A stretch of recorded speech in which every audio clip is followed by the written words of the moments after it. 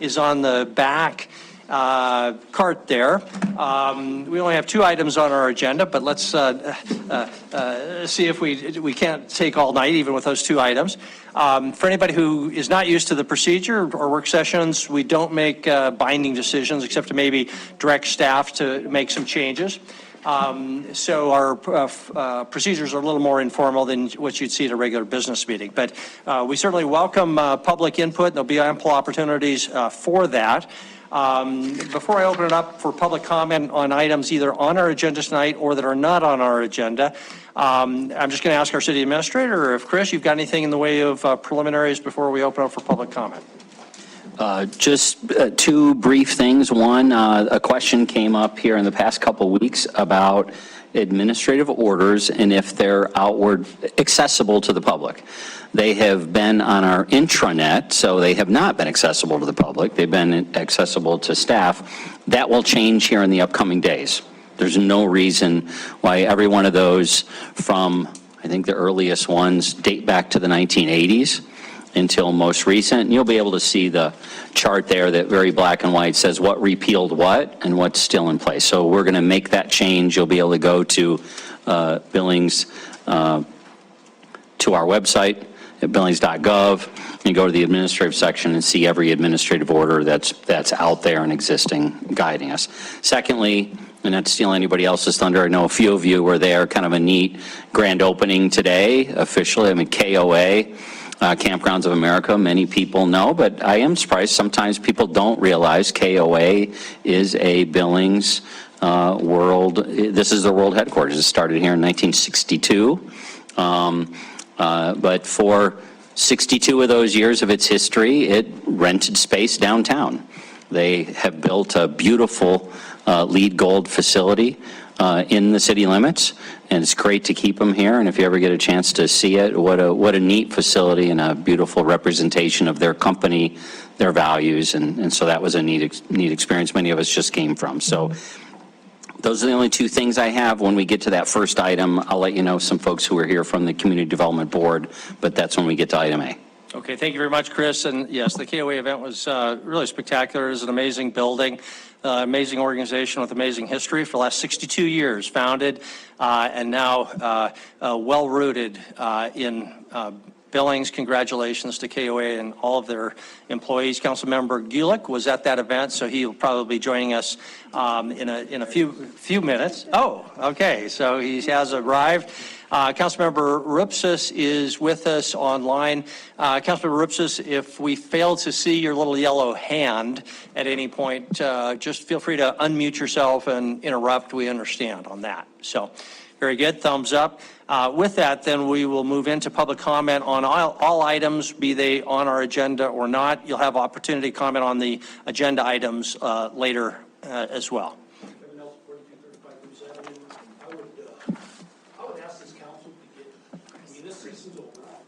This has to do with the construction season. The 3 projects that sort of jump out to me. Broadwater's been dragging on for damn near a year, I think. I mean, I have no idea what the hell they're doing. A project last year was 6th Street Underpass. They shut us down for 2 damn months. 2 months! And then this year they had to shut us down for 2 weeks to put the lights up that the lights laid in the field all winter long, and why that wasn't more coordinated and done when we were shut down. But then you've got this disaster of a project out on South Billings Boulevard going to the landfill. You got 3 guys out there working. I come by at 4 o'clock, they're all gone. Now, not every project, but there's some of these projects demand some attention. That South Billings Boulevard project should have been a 2-person, or I mean a 2-shift, 6 days a week. Somebody's got to understand that that is a critical project, and that has to move along. And I would think somebody in here would say to the state, highway department says, when you bid this damn thing, you better make sure whoever bids it's got the staff available to get on this. Let's get it in, let's get it done, and let's open it back up. And it's just like 6th Street Underpass. We were shut down for two months. You know, they come at 7, they leave at 3 and gone for the weekend, and we sit there, struggle through that. And, I mean, there's some projects, okay, it's a construction project, there's gonna be conflict, there's gonna be, but then there's some that are not. There's some projects that are just absolutely 100% critical that they get in, get done, and get gone. And how that happens, and I think this council ought to be way more involved in these, how these projects are put together, what the project is going to entail. Are you giving it to a competent company that has the staff to do this? I just don't know, but I think we deserve a better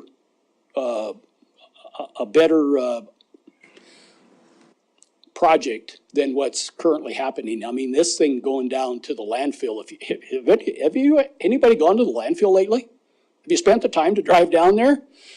You ought to give it a whirl. You ought to see what's going on down there and see the frustration that's happening and the untold economic damage that is causing to the public works has got to be tremendous. I mean, it has to be just monumental, the amount of time that they're spending waiting to get across the bridge. And all the other people that have to put up with that. Thanks. Thank you. I'll just comment. I've got a PCC meeting with the Montana Department of Transportation tomorrow, so the timing is very good. I'll raise those issues. Thank you very much. Any other public comment on any items on or off the agenda at this point? Okay, again, you'll have an opportunity when we get to the agenda items. We'll close the public comment period. Move on to our regular agenda. First item up is Community Development Division discussion. This is broad in breadth. So, Chris, I'll hand it over to you for a bit of an introduction.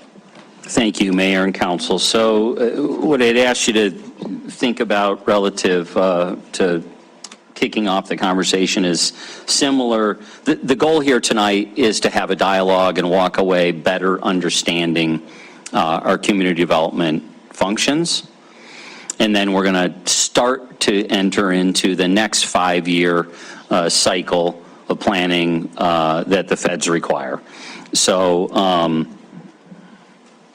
deliberately, we're here tonight when we don't have a particular action item that's coming up next week or in 2 weeks. It's kind of similar to the development review process. We had a series of work sessions where we just got to have a conversation about the development review. So that's really our goal. I'm going to turn it over to Director Friday. He's got the first chunk of this. And then we've got some folks, including Chair Rebecca Knoll, who's here, Erica Dornick, and Ali Pastoria from the board. The chair, she's got a slide here. We'll work through this, and like I said, the goal is to have a dialogue and walk away having a better understanding of how the system works, what we're in the middle of, and how we set priorities for the next 5-year cycle coming in. So with that, I'll turn it over to Wyeth, if that is okay, Mayor. Absolutely. Wyeth, you can take it away, but let me first say that the best part of this evening will be seeing you and hearing from you. So it's great to be in contact. So hope you're doing well. Go ahead, take it over.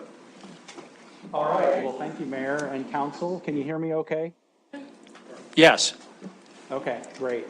So yeah, I'm gonna start this off this evening, and then we're gonna have several presenters as we go through the presentation, and then we've got specifically time toward the end to get and elicit council input on kind of where we're at and what we're doing here as we move forward. So first, appreciate that we're on the agenda for this evening. As Chris said, yeah, we're not under any deadline. This is to share information about our current programs and to provide that information and help council further understand those programs, and then also talk about the opportunity that is coming forward as we develop the next 5-year consolidated plan per our HUD programs and those requirements. I will note that the presentation that we're going through tonight has been slightly tweaked from the one that I attached for the memo for the work session, and so we will send that out to you. It's not substantive changes. We had to do some formatting, and there were some things that presentation-wise we had to tweak. So, but we'll get that to you after the meeting, and if you have any questions. But like I said, it's mainly the content is basically the same. I wanted to also note that You see the little link graphic up in the upper right-hand corner of the first slide. We do have areas throughout the presentation where we've provided links to information that goes back to HUD or other regulations so that you can hot link and connect on those to look into that information further. So as I said, we're really pleased to be here tonight and to be able to just go through this information. And we've got multiple staff and board members available when we get into the questions and answer portion. Really today's purpose, as you see on this slide, is for us to give a CDBG and home program overview. We'll talk a little bit about the HUD goals and their strategic plan that we also have to be aware of and follow. Our board chair, Rebecca Knoll, will talk about city board's roles and responsibilities throughout, in these processes. Then we'll talk about allocation limits, activities, and timeliness for our funding and how we have to follow those requirements. And then we're going to shift gears a little bit and get into the consolidated planning process, talk about where we're headed with this next plan as the one that we're in now expires and we prepare to launch the new 5-year plan next year, and get some feedback from you all regarding goals and priorities on the programs and also for the new consolidated plan. Next slide, please. So this slide provides some background as we begin the con plan process and research and the potential policy discussions. And really, we've heard from council in several of the past meetings over the last year plus that you want to be able to provide more input on programs and policy, and the perfect spot for that is this development of this next consolidated plan, because basically it lays out how we're going to proceed based on community data and local policy information to then implement programs and implement the HUD funding over the next 5 years. And then we do the annual action plan that defines more specifically what's happening in each year. And you all have seen several of those, or at least, I guess, most of you have seen several of those, and then we'll be bringing the latest one here in the spring. So that's kind of what the background for that is. And then we really want to be able to get more assistance from you on identifying special populations that the council would like to assist. And an example of that was the discussion that came up with the council in April regarding the YWCA Family Justice Center project regarding supporting survivors of domestic violence through the YWCA project. And that is something that, based on their schedule of construction next year, that they could be an applicant for the way our program is currently. And then also hearing from you about some of the programs and projects that we've done. As we've got in the second part of this slide, we've already, in the last few years, based on current council strategic goals that were adopted, per your guidance, put more funding into affordable housing development.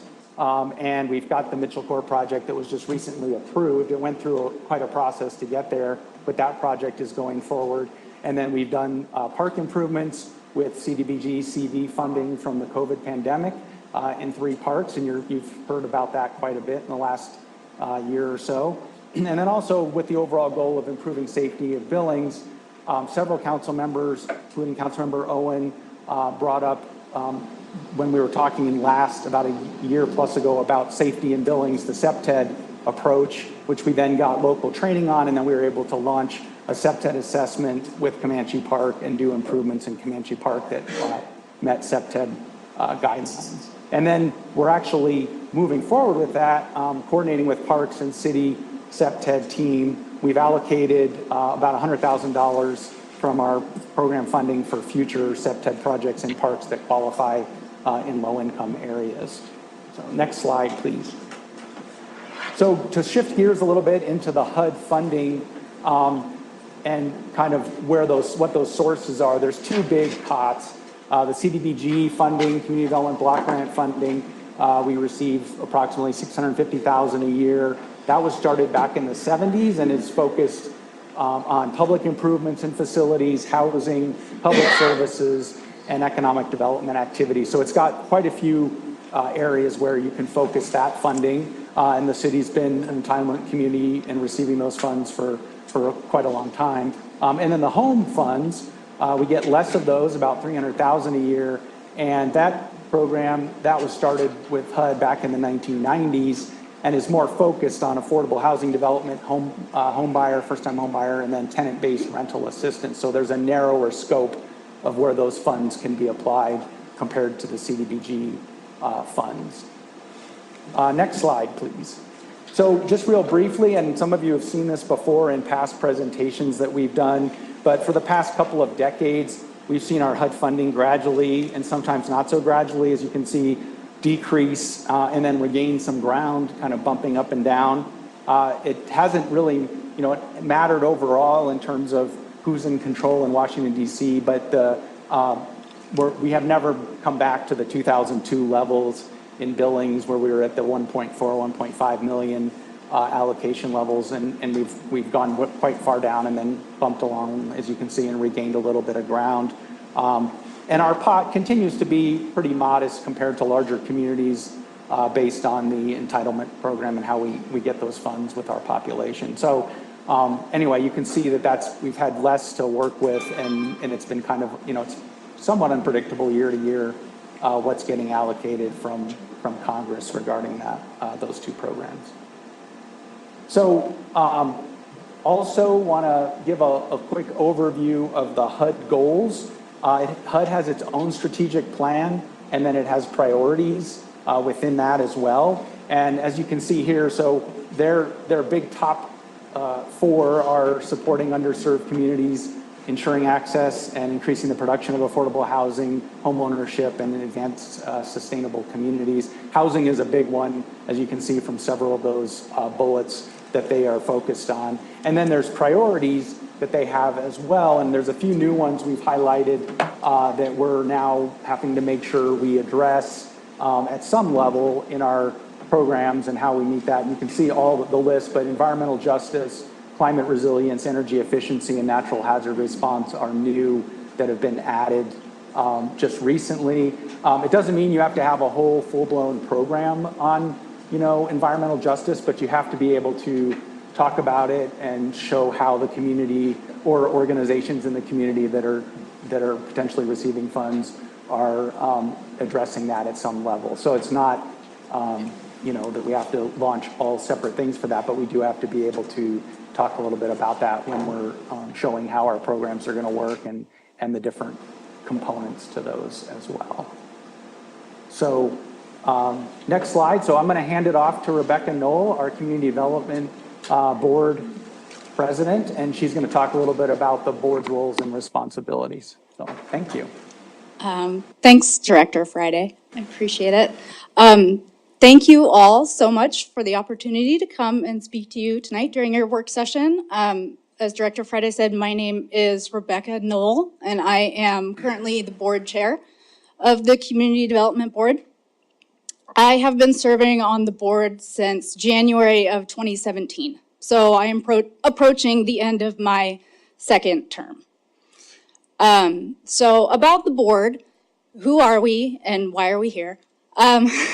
As you can read on the slide, our board was created in 1975 by an act called the Housing and Community Development Act to ensure low-income participation in community decision-making around these ideas of community development. So there's 9 slots on the board. 3 of them can be represented by anybody in our community, and that's including me. I'm an at-large member of our board. There's 6 slots on our board that must be filled by a member of our community that lives in a low-income neighborhood. So I'm sure you've seen the map of Billings, and you know that that covers a large area of the city that is eligible to come and work with city staff. So what do? We come once a month to meet with the department. We talk about ideas and priorities. We learn a lot. I have learned so much just about government in general and how government works and just about how to advocate for people in our community who literally cannot speak for themselves. During my time on the board, I've been grateful to have the opportunity to give back to the city in a way that I can see and enjoy every day in my just existence. It's been really, really gratifying. So about the rest of the board members, I would say that we're all just normal people. We're all just average people, except for that is like selling us short because we're very engaged. We're very curious. We're very smart. We're very well-read. We're thoughtful. I would say that we take our responsibilities pretty seriously. Knock on wood, we're gonna have a full slate next year. We've struggled with vacancies, honestly. That's been a struggle of ours. But it's been wonderful. Honestly, it's wonderful to have the opportunity to come and be heard by the city, and to really feel like our opinions or our thoughts matter. On our board member, we're professionals, we are parents, we are business owners, we are, like I said, just normal people. And I think that you guys should feel confident in the information that we present to you and recommend to you, because there is a lot of thought that goes into the decisions that we make. And I really appreciate you guys, like I said, giving us the time to come and talk to you today and learn more. And I want to welcome my fellow board members to come up and say hi if they want to. Erica and Allie. I'm going to put them on the spot. But thank you very much, and we'll turn it over to Tam after we're done. Thank you, guys. Okay, very good. Rebecca, you wanted to introduce your other board members and council. Let's hold our questions. We'll let the presentations play out, and then you can put your questions wherever. I'm sure we'll have plenty. So, but Yeah, go ahead. sure. There's time at the end, too. So, yeah, this is Erica Dornick, and then Allie Pastora. And, yeah, I would love it if they would say Very something. good, and thank you all for your service. It's very, very valuable. I didn't know I was going to speak, but I am the North Park representative on the board, and I just want to say, I've served for a couple of years, and we have made immense strides in North Park, even just in the last year or so. I see people coming to the park and enjoying community, things that the ComDev board has provided along with other entities, public, private, everybody came together, and it's incredible. So thank you for listening. Good, thank you, and thank you for your service. I'm Allie. I live in Ward 3, and I'm excited about the new project coming up about the foreclosure. It's on Park Hill, right where I live, so I'll be able to see the community changes. But we kind of want to ask board members to maybe ask neighborhood task forces or anybody in your community that may be a good fit for our board, because we have 2 vacancies, one at large and one lower income, I believe. So that would be great. Very good. Tam, it's all yours. Thank you. My name is Tam Rodeer, and I'm a program coordinator in the city's Community Development Division. And I'm going to be sharing with you the next several slides. So the first slide I'm going to talk about is the consolidated plan. So every 5 years, we have to submit to HUD a consolidated plan. Each consolidated plan is comprised of what came out of the studies, the analysis of impediments to fair housing choice, housing needs analysis, and the housing market analysis. Based on the data that comes from those studies, priority needs are identified, and that happens prior to goals and programs being developed for the consolidated plan. So a couple of important things to point out that you may not be aware of. In April, we came to you with the annual action plan that you approved back in April. That was actually for the 5th year of the 2020-25 plan. So that's the one we're in right now that just started July 1. Okay. The other thing that's important to note is next month in September, we'll be coming to you with the Comprehensive Annual Performance Evaluation Report, the CAPER, which will be the accomplishments from year 4 of the previous consolidated plan. So you can see how the two plans overlap somewhat. So it's important for you to understand where you are in the approval process as they come forward. So, one thing that when you see the CAPER next month, because this was from the previous or the existing con plan, you may not see the goals and objectives and strategies that you are talking about right now because they were from the previous con plan. So please don't get mad when you think that we're not being addressing what you wanted us to address, okay? So the 2025 to 2029 con plan, we're just starting that process now. So this is a really good time for the city council to be involved and share ideas and thoughts with us at this point. So we will, I'll go through the process of getting the plan to you in the spring. But I did want to point out that now is a really good time for you to share information with us. Okay, next slide. So we talked about the 3 assessments that we need to do for each 5-year consolidated plan. And based on the data in those studies, we will have key findings. We'll develop priority needs and goals. And then based on that, we'll develop programs to meet those needs. So if City Council, if any of you have an idea for an activity or a program that you would like to see us move forward in the 2025-29 consolidated plan, please share it with us. We'll do our best to find data that supports bringing that priority forward. Okay, so this is the time for you to do that so we can gather the data so it can go in the plan.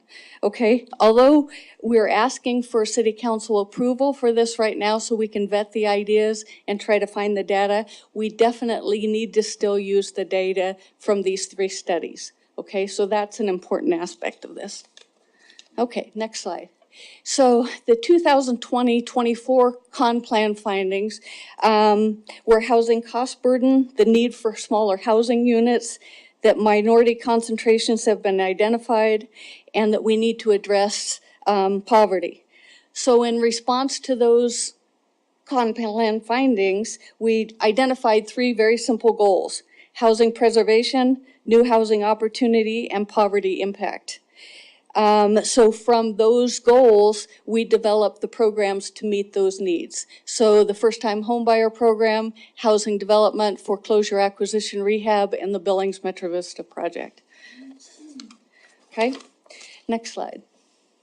So this slide will just give you a little more of a overview of how the whole process works. So again, we will be coming to you in September with the CAPER for the 4th year of the plan that ended June 30th, 2024. There'll be a public hearing then, and we will want to hear not only feedback on our accomplishments, but also input on any activities that we want to put in the 2025 to 29 plan. So in October, November, we'll develop an application, and that will be a funding request application.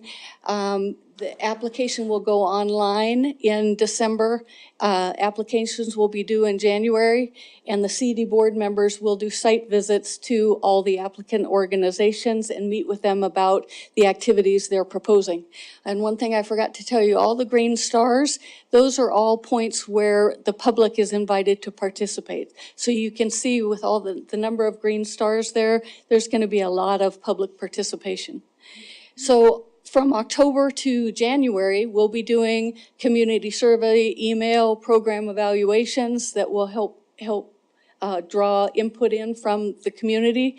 We'll reach out to the task forces to give them a presentation and ask for their feedback.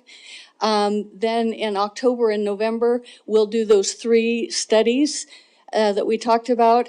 in December and January, we'll do more research, especially if there's something the city council wants us to do. It will require more research and data collection. So we'll be doing that, and we'll start writing the con plan narratives.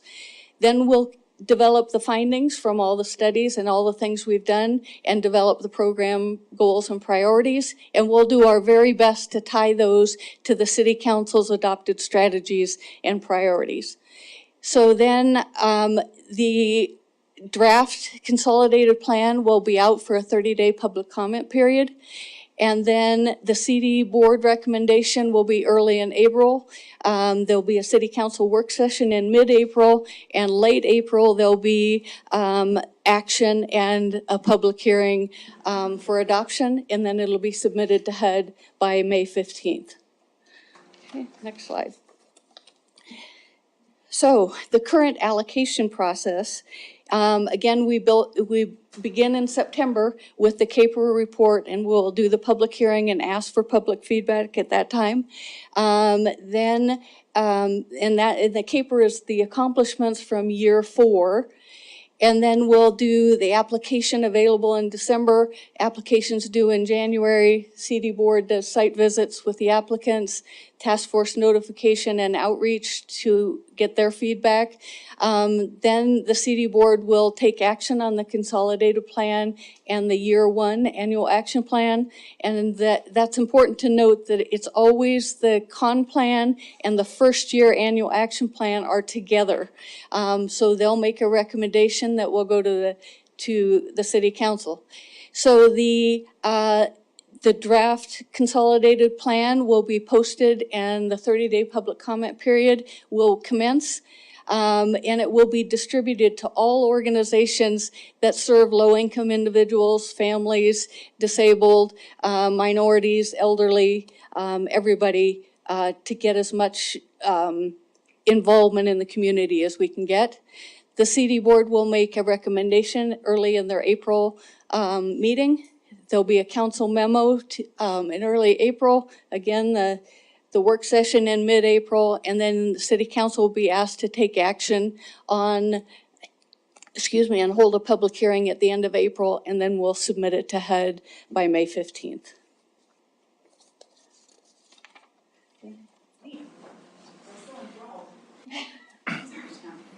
Brenda. Hello, folks. I'm just going to go over some allocation limits and some general guidance relative to CDBG and some home. And then I will go over some other eligible activities in their categories. So. And Brenda, for the listening public, could you introduce yourself? We all know you, but they don't. My name is Brenda Beckett, and I manage the Community Development Division with these excellent people, and I'm guided by our wonderful Community Development Board. And they're very nice sounding up here, but they're pretty hard on us staff, and they bring us to task very often. And they like to point out everything that we've missed, and we're really thankful for their critique every minute of their critique. And you can't really, can we move that little box on the right, the talking box? Maybe? Thank you. I couldn't read it, so I didn't know what to say. So we do have limits on administration that we can use for home and CDBG. It's 20% and 10%. So it's about $160,000 collectively. We pay for things like information technology, duplication, staff training, staff time, office supplies, et cetera, and fuel for the vehicle. All right. And on the home side, it's much easier to talk about home because we can only do housing with home. We can do affordable housing development, home buyer program, or tenant-based rental assistance. And we have to have a minimum of 15% of our new home allocation be allocated to a community housing development organization. And they have to be certified by one of our staff members, Dina Harmon, to get that designation. And that's only to develop affordable housing. And that funding, that, around $45,000 can be put in addition to, would be collectively invested into the affordable housing development program. So we could do projects like Mitchell Court, and a really great example of that, we have received an additional application for affordable housing development. I think it's for 25 units. And so we'll probably be looking at that. That's news to you folks, yes? We got an application, woo! So we're all pretty excited about that, and home funding. And I think it's 25 units, and it's called Skyview Apartments. And it's the same developers that have been doing Mitchell Court, so we're pretty excited about that. We've never had back-to-back applications within a year of one another, so this is a big deal for us. All right, so that's about $300,000 for the home program. We're capped on how much money we can spend on public services, and it's about $97,500 per year, give or take, depending on what HUD's allocation is every year. The biggest issue here is that we have to have a new or quantifiable increase in service delivery, so we can't give money out to the same organizations over and over for operations, for example, because it's pretty hard to justify a new or expanded service year after year. So that's one of our biggest challenges with that program. That includes youth, elder, homeless, employment training, childcare, et cetera. So that's kind of our social services soft funding that is available. And that's also the annual allocation process that Tam just went through. All right. The remainder of funding can be spent on the bricks and mortar projects, so about $422,000 or so. Public improvements, parks, sidewalks, sewer, and housing projects. And of course, we always have to spend something in housing because HUD is housing oriented. Most of their data sections in the consolidated plan are based on housing, and most of their strategies are housing oriented. So we definitely need to show that we're meeting some housing goals because also we're in a bit of a housing crunch in Billings, and probably one of the most serious housing situations that I've seen in a great many years. So that's around $650,000 a year that we allocate. All right. One of our first eligible activities, and earlier this year I sent you through the city administrator's report. There's also a link in the back of this in this presentation that'll take you right to the city administrator's report. Is all of the CDBG matrix codes, which actually just identifies categories. It's not as concise as this, but it's different categories and the explanations behind those categories. For example, what can we do with streets? What can we do with curb, gutter, sidewalks, that sort of thing. So public improvements. There's a couple things we need to consider whenever we're looking at doing public improvements or infrastructure investments. It is traditionally, we'll go through Public Works and Parks. They need to assess their staff capacity and staff time and responsibilities in order to carry out projects with CDBG funding involved with that. We need to see if there's additional resources that are already allocated or have been identified in the capital improvement plan. Neighborhood plans, will the project, comply with the current neighborhood plans? Will it put a wrench in any of those neighborhood plans? And also CD staff can provide project management because they are city-owned facilities, city-owned projects. So if they're running into situations where, for example, park staff does not have enough staff to carry through, and this actually happened during a staff change over at Parks. They didn't have enough staff to put together the Comanche Park project and SEPTED. And so Tam took that over and she assisted them and did a bunch of RFP work and whatnot. I hope that's correct, Tam. Yes, if that was the project. So we can assist the other departments in providing staff assistance and getting those HUD requirements met. All right, public facilities. Facilities that are open to the public during normal business hours. Like a couple of examples are the Boys and Girls Club foyer project that we did with COVID funding, for example. North Park Community Center and also the Zimmerman Center were also public facilities. All right.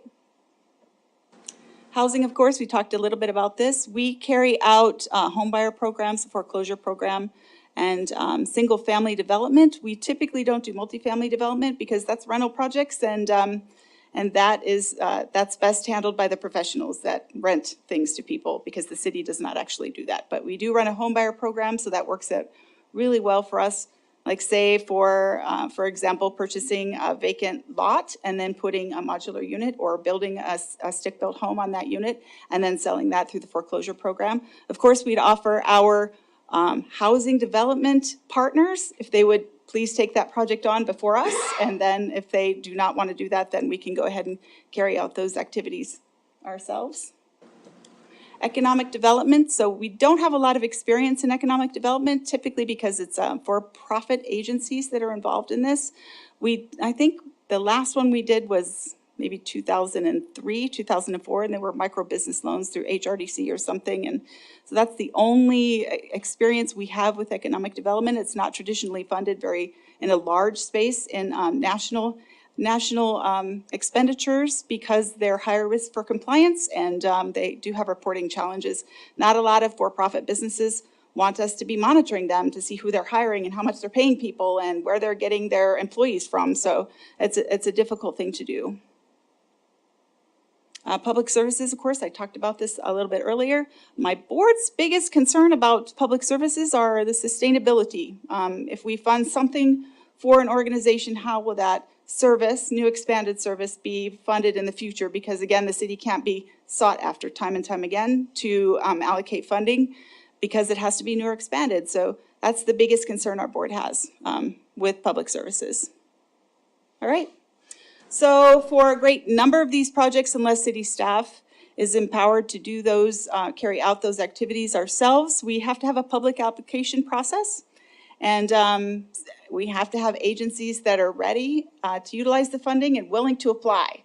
Because if they don't apply, then we can't entertain funding that agency, and our board can't go visit that organization for a site visit and then debate the pros and cons of funding that project. And we also provide technical assistance to any grantee because we really want them to succeed and we can't let them fail. So we provide technical assistance before an application, during an application process, and throughout managing a project as an awardee. Just quick note, CDBG cannot supplant other funding sources. So if another funding source has been identified or is available to that organization or for a project, then we can't use CDBG funding for that. All right, so it's the biggest issue we have is timeliness with CDBG funds. So we can't have more than 1.5 times our annual allocation in the HUD system. It's called IDIS. Every May 1st, May 2nd, we get a timeliness report. We're either compliant or non-compliant, and so we have to have rapid expenditures in that program. We can't sit on the treasure and just hope something's going to come and spend it down for us. We have to have programs that are active, and we have to have an application process that is active. And we actually have to spend down any repayment funding that we receive from loan repayments first, and that adds to the amount of money that we have to spend by May 1st. So we have to have plans and contingent plans to our contingent plans in order to make sure that we meet those timeliness goals. We were out of compliance for 2 consecutive years because in 2022, we got a really late notification. I think it was like in April when the funding was supposed to be fully expended that the Western Hotel project was canceled. That was nearly $500,000. And that spun us into compliance, non-compliance for 2 consecutive years. And then, we worked with our board. We've been working with our board to allocate funding, but then we ramped it up and we're compliant this year for the first time. And actually, prior to this, I don't remember being non-compliant with timeliness before because of this close and shovel-ready process that we have.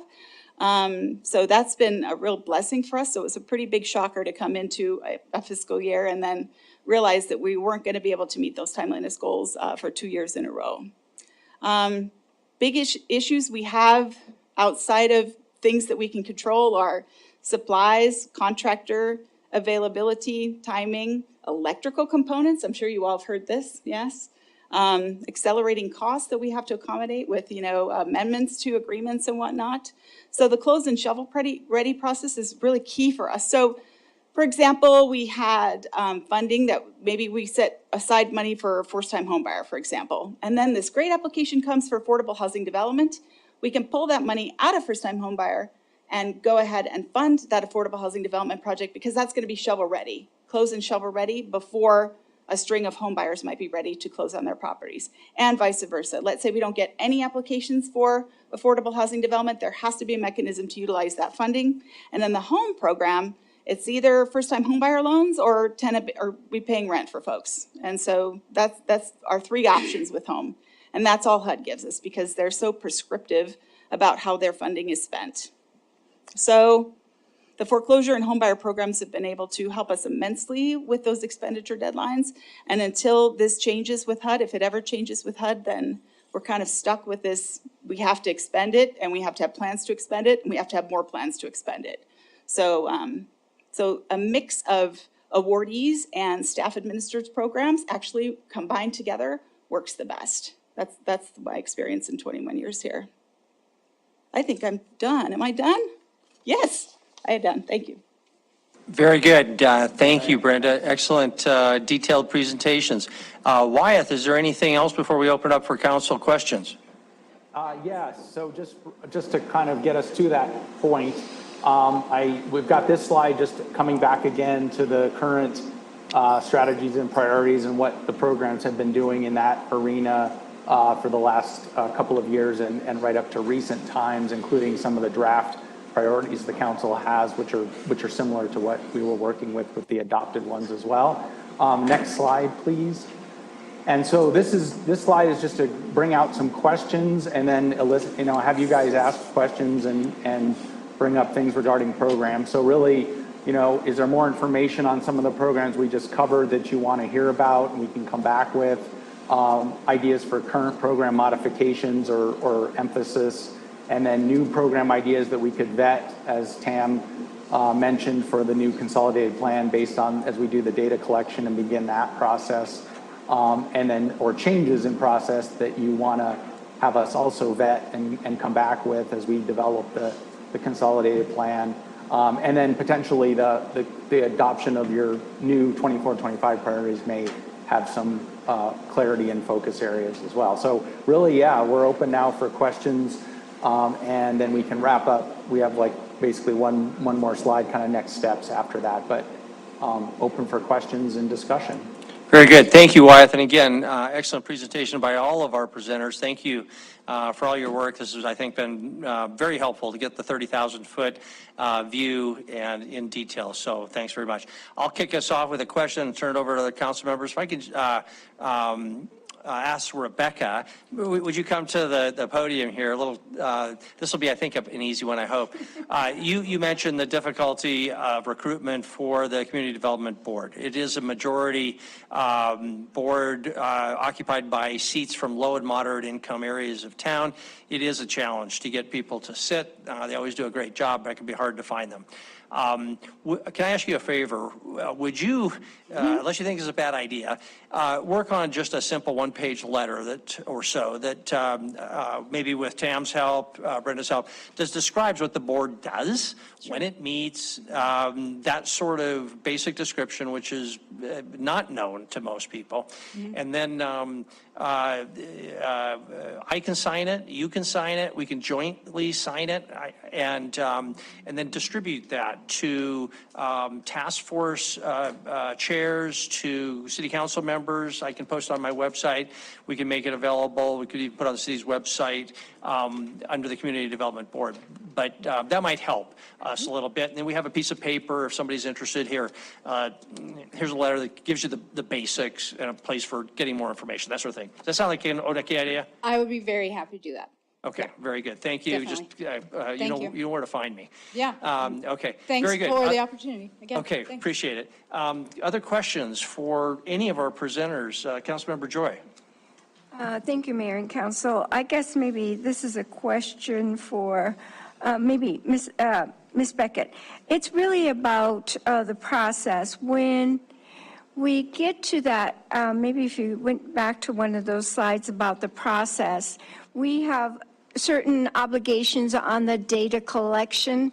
So I think it's right there. Stop right. I think right there. Okay. You have community surveys and housing needs assessments that really fill that data obligation before anything can say, before the consolidated plan can say, this is an identified need and this is how we're going to meet that goal. So there has been feedback in the past from the public and the nonprofits that fill out those surveys that they're really long, lengthy, kind of complicated, lots of questions. So how do we kind of deal with that in terms of making that process for data collection just a little bit easier. Are there any things we can do to make those surveys and attaining that data just a little bit more simple?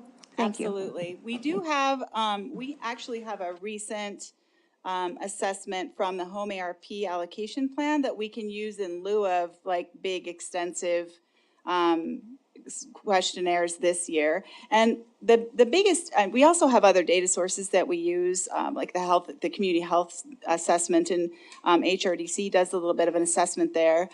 So we actually try to use everything we can.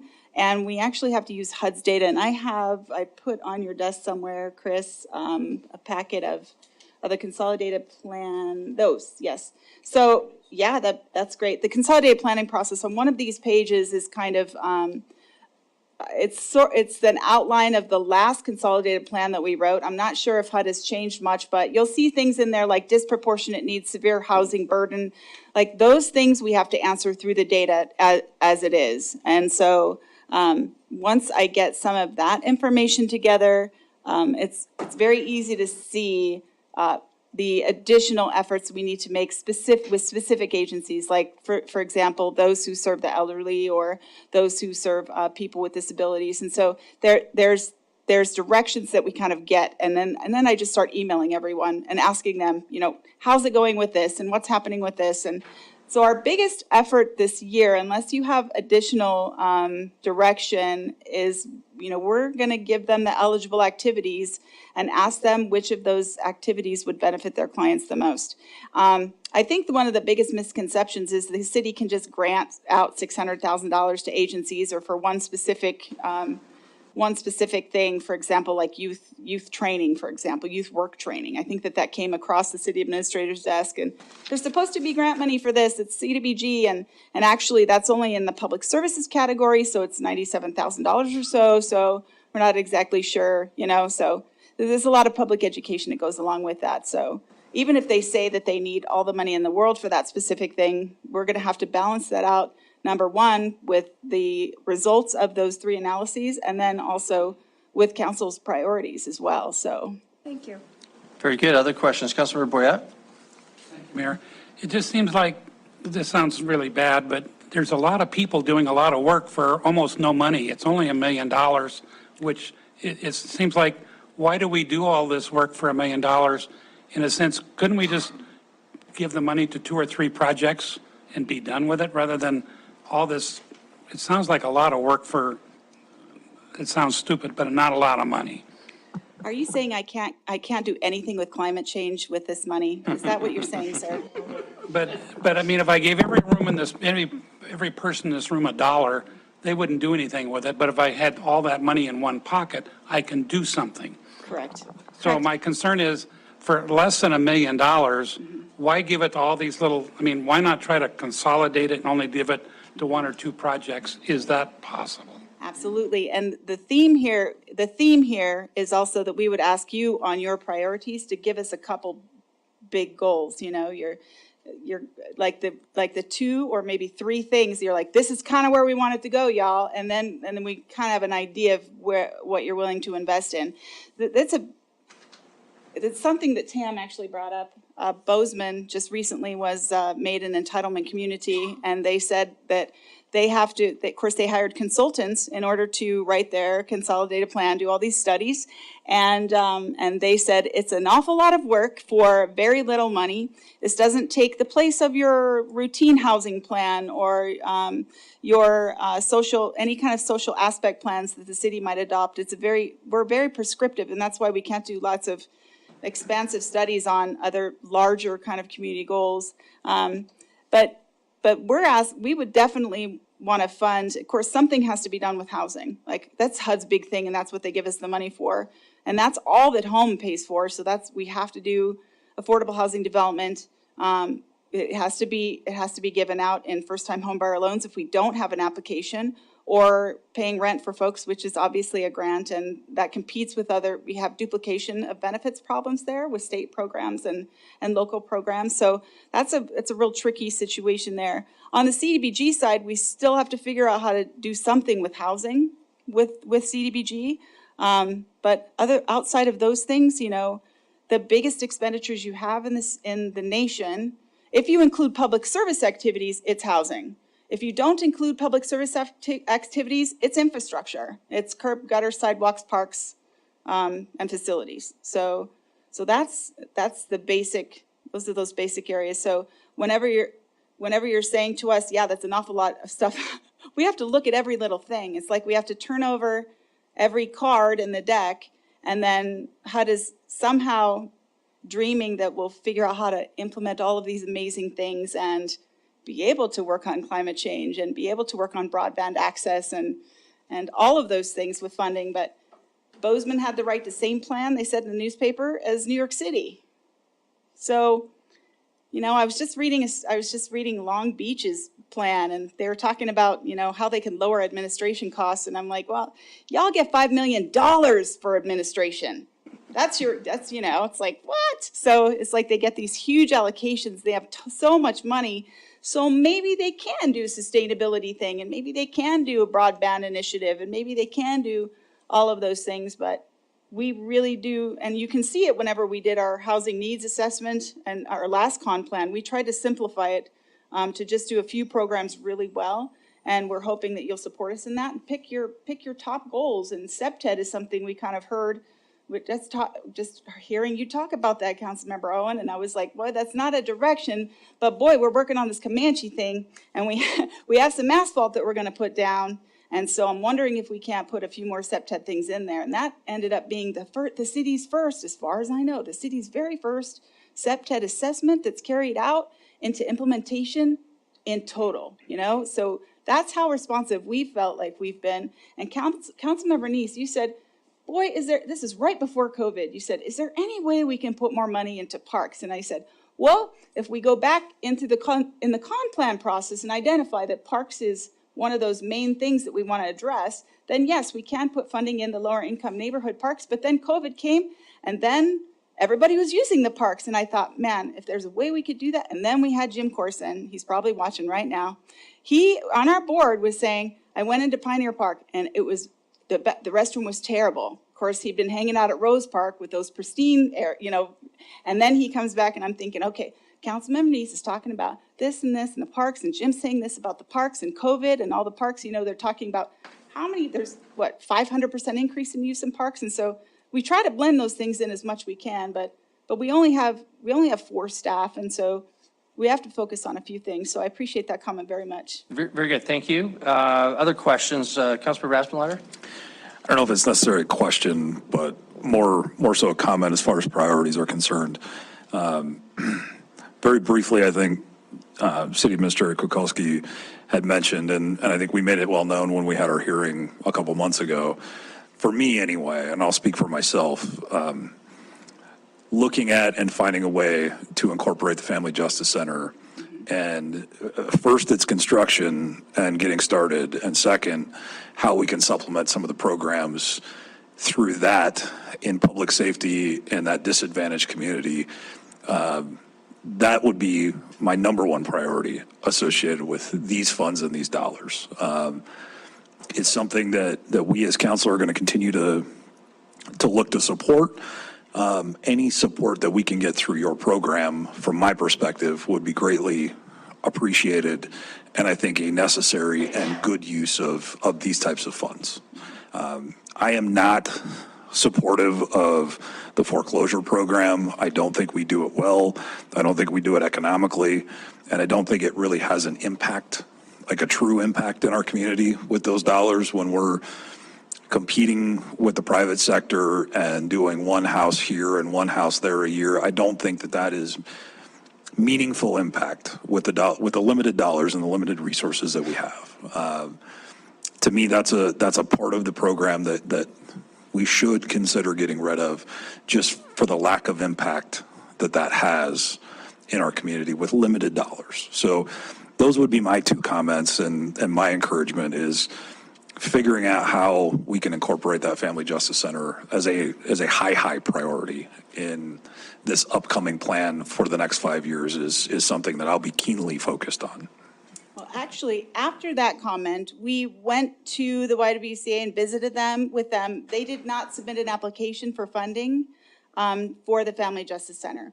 We asked them, you know, what's happening? Are you going to be ready for funding? You're going to apply for funding? And they said they would be ready for funding this upcoming cycle, but we actually have to have an applicant in order to fund an agency or a project. If you prioritize, if you want to prioritize, they say we talked about special populations, survivors of domestic violence, and we can open that application process up for specific populations. We are absolutely happy to do that too. If you talk about a priority population, our survivors of domestic violence or people escaping or fleeing from domestic violence, we're happy to do that. Thank you very much. Councilmember Rowan. Thank you, Mayor. I have a comment and then a few questions as well. I think I would agree on the Family Justice Center, but I would just ask that you use the phrase family violence so that we cover children and that we are able to cover seniors who are being exploited as well, so that we kind of get that spectrum instead of just the interpartner violence. Okay, absolutely. And I would hope that we could think about, because I know we can't sustain operations, Brenda, of like FJC programs, but maybe we can be the catalyst of the next whatever step up is. So if they add, you know, a new counseling class or a new training program, that maybe we can be the startup dollars and then they can work towards their sustainability of that program. So maybe we can strategize something like that in our next plan. If you're prioritizing this theme, then absolutely, we can put that in the application. We have to have them apply. Sure. They have to apply. Yep. Okay, so then just a couple of clarifying questions. Which of these, if any, do we have a match requirement on? In the home program, we do have a match requirement. I think it's 25%. And what about CDBG? We do not have a federal match requirement, nor do we ask No, for I'm sorry, an do we applicant ask? requirement. We never ask for an applicant requirement. Why? You can, absolutely. If that's something that you feel is necessary, then we would absolutely do that. So the thrust of the questions that I'm about to ask are all sort of in this direction, because it's not enough money to make the kind of impact that you and your team want to make. So how can we leverage? So these are the kind of general questions that I want to think about, is how can we leverage this? So I would like us to at least have a conversation about whether or not a match makes sense and kind of Absolutely. what sort of match we'd want to see out of people. Because I don't want them just sort of putting up their existing staff as match. Right? Absolutely. If we think about this program kind of as an umbrella of home ownership as really being core to HUD, then we see these things like we can use our funds to address housing cost burden, housing choice, minority ownership, poverty, all these things. All of those things become better depending on the type of income you have, the type of job that you have. So have we ever explored having sort of a partnership with an HRDC or a job service or some entity like that that would support the workforce side, helping people skill up and get better income so that we can support them on the first-time buyer or the credit repair or the mortgage, down payment assistance? Have we ever thought about bringing those worlds together to kind of leverage their sources of federal funds and our sources? We have done many of those programs in the past whenever we were doing public services as a grant product, and that was prior to 2012. We did we did work with them, but then again, they would have to apply for those programs, but we did their work program, we did, of course, Growth Through Art and those kinds of things. We also did the IDA programs, individual development accounts for, for savings and things like that for college or for home ownership. So yes, we've done that in the past, absolutely. Have they worked? They were funded year after year after year after year and non-compliantly. So that was because there wasn't a new or expanded service. And so there was not really, at that time, I remember Councilmember Gagan said, this is supposed to be seed money. It's supposed to be seed money, but that was the requirement is new or expanded service. For the public service portion of the money, right? But I'm talking about, what if we were just the housing side of the piece and we brought in other partners to do the workforce side of the piece and we tried to make a family more financially sustainable? I absolutely think that would be a great goal to start investigating and to do research on, absolutely. Okay, that's great, thank you. And then when we look at the allocation limits, you might have said this and I just didn't catch it. Do we have to put 15% into public services, or are we limited at 15%? It's capped. It's capped. So we could put 0 in? Yes. Okay. Could you put all CDBG and home into one account? Into one Pot? Yeah. Into one pot for like one activity? For like one like a combined application, if you can come up with some sort of housing project, then you have a shot at 900,000 instead of just 300 or 650. Yes. Legally, you can. Actually, our application now supports combined CDBG and home. Okay. So you can do like infrastructure, you can do sidewalks, you can do, like say utility fees. You could do, for example, Sioux Lane out in the Heights. That was actually funded with CDBG funds for the road, street, curb, gutter, and sidewalk there on the CDBG side. And then they had different funding for one of the projects. But we've actually put home money in the different housing developments there too. So it's actually it's built into our affordable housing development program right now. Okay. And then I'm just going to close with two requests. One is that in all of those starred public engagement things, that we get those out on social media so that they're pretty visible out there. And that on the annual budget allocation process, can we try to tighten that up a little? Can we try to have a scenario where council is having the public hearing and then at a second business meeting approving it so that the CD department has time to respond to any public comment, and that we approve a document with all of your responses to public comment in? Absolutely. Thank you. Councilor Bernice. Thank you, Mayor. I think Jennifer talked a lot about what I was going to cover, but I'm glad she brought up the workforce because I think that's something that's when I was looking through this, I was thinking, this is not just about housing, but it is, but we need, in order for housing to be affordable, we need to have people working. And so if there's some way we can combine that, I think that's a great idea. And Jennifer said it more eloquently than me. So, but the other, I had a couple of questions you mentioned as you're talking to Jennifer, curbs, gutter, sidewalks, things like that. And so, do you work with the city on our missing sidewalk program to look for those areas that are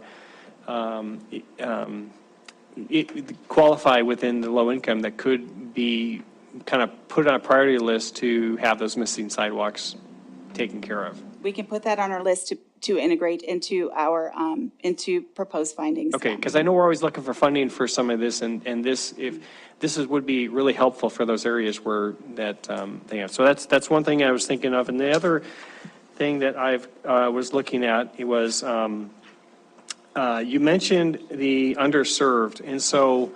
And again, I know we're talking a lot about housing, but you have some public services in there. So we often hear a lot of neighborhoods are in deserts, food deserts and things like that. So is there anything like that with this program can help stimulate something like that to start something that would help alleviate that type of, and make those neighborhoods more vibrant?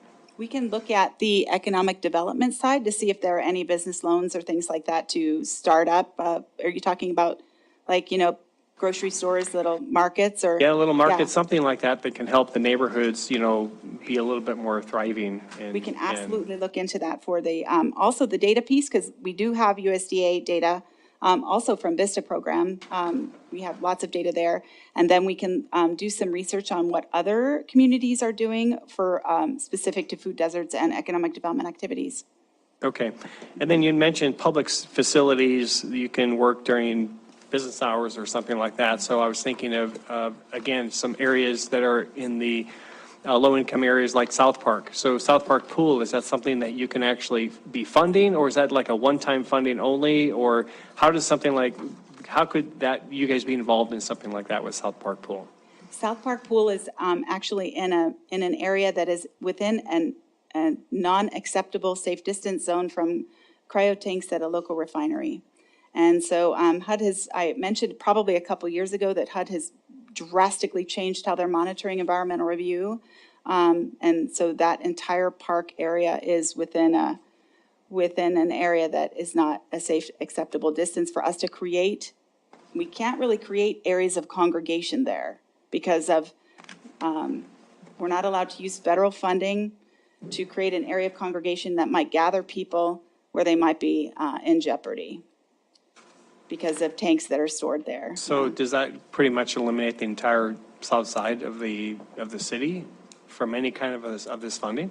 Now, if we were a community that was getting, $6 million a year, then we could say, well, we can do lots of engineering and we can value engineer things and we can put up, there's there's different materials you can use, but as soon as we start getting involved there, our cost will skyrocket because the engineering that you have to put into place in those areas is extraordinary.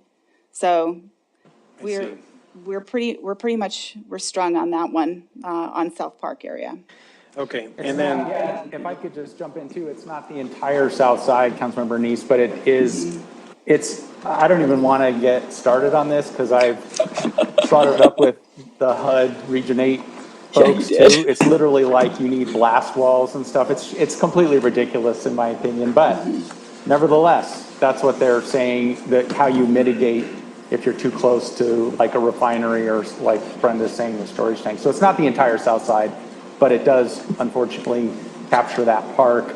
And it actually captured North Park, but they were kind of bringing this stuff into effect as we were doing the North Park work, and we were able to complete that without getting them to drag us into it. But now they're quite strict. So it's really kind of wild, but.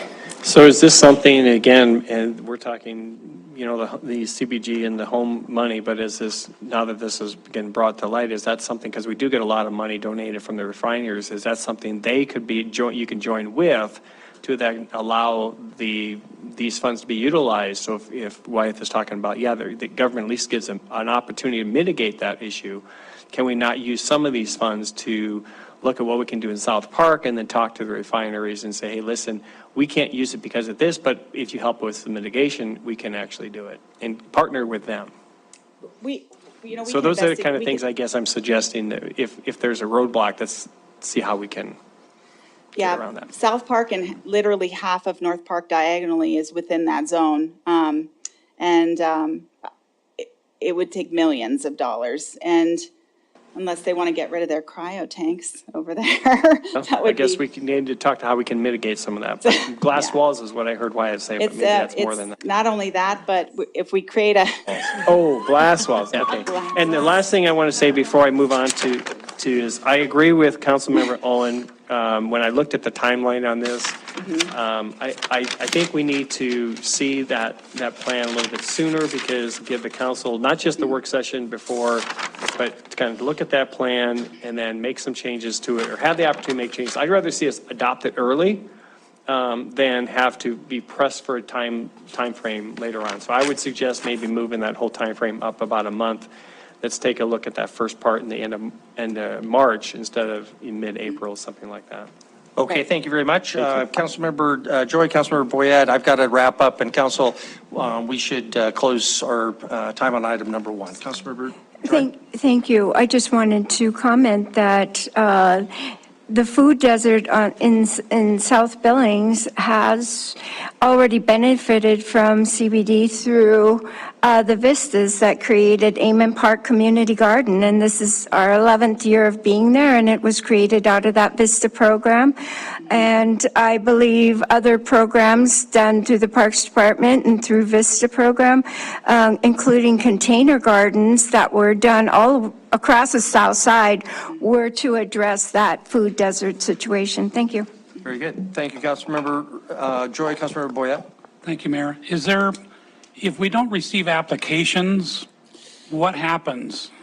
We have to have staff programs, and foreclosure is one of those programs. And we have, hundreds of people that really love that program too. So I understand that there are concerns about it, but it is a great way to expend funding and to meet our timeliness goal. HUD does recapture money if we're out of compliance with that. And we skated by this year, but if we're non-compliant again and again with timeliness and expenditures, then they'll recapture that money. They just won't give it to us. So we absolutely have to have a combination of programs. Okay. Very good. Thank you. I'm going to make a comment, turn it over to Councilmember Tidswell. Since you are specifically asking for projects, I just want to plant one idea. Our focus in CDBG dollars has been housing compared to any sort of national. The chart that you handed out was really informative. Our commitment to housing is roughly double, well, not roughly, exactly double the national average. By contrast, our commitment to public improvements is about 1/3 or less than 1/3 of average nationally. One place where those two things intersect, though, is downtown.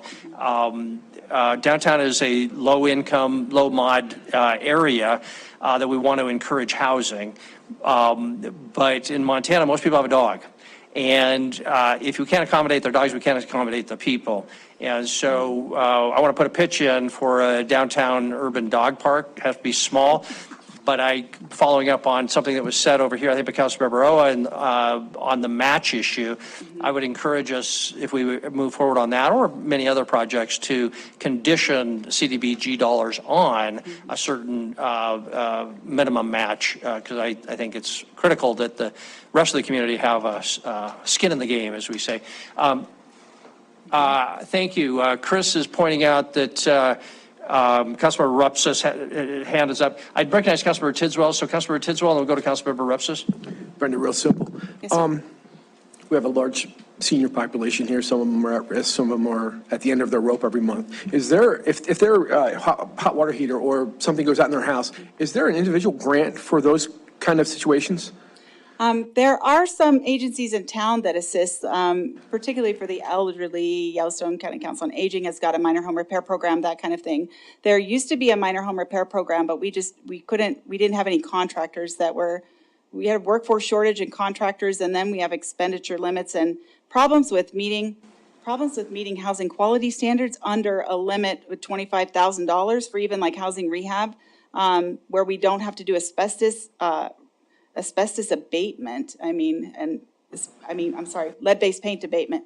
We have to do radon. We have to do radon now too, that's a new thing, so. Yeah, so there used to be a program, but if you were interested in funding something like that, again, you could say that, home improvements or emergency home repair would be one of the council's priorities, and then we could look that information up to see what kind of clientele we have as per HUD data. Okay, so that could be a component here. We can absolutely look into that for you. Okay, thank you. Thank you very much. Councilmember Rupsis. Thank you, Mayor. Brenda, just real quick, the only thing that I haven't heard discussed already, one of the things that I always see in the reports is there's a section where they ask, how are city properties available to be used for low-income housing or anything like that? And the response is always, the city has no plan to use city properties or vacant properties for housing development. I just want to make sure that, as we update this plan, that phrasing is changed. We have properties, we're open to using properties. Some of them might be in that boundary that you kind of described. In fact, I think we have a couple CD properties that are well within that boundary right on 27th Street that we probably have to dispose of.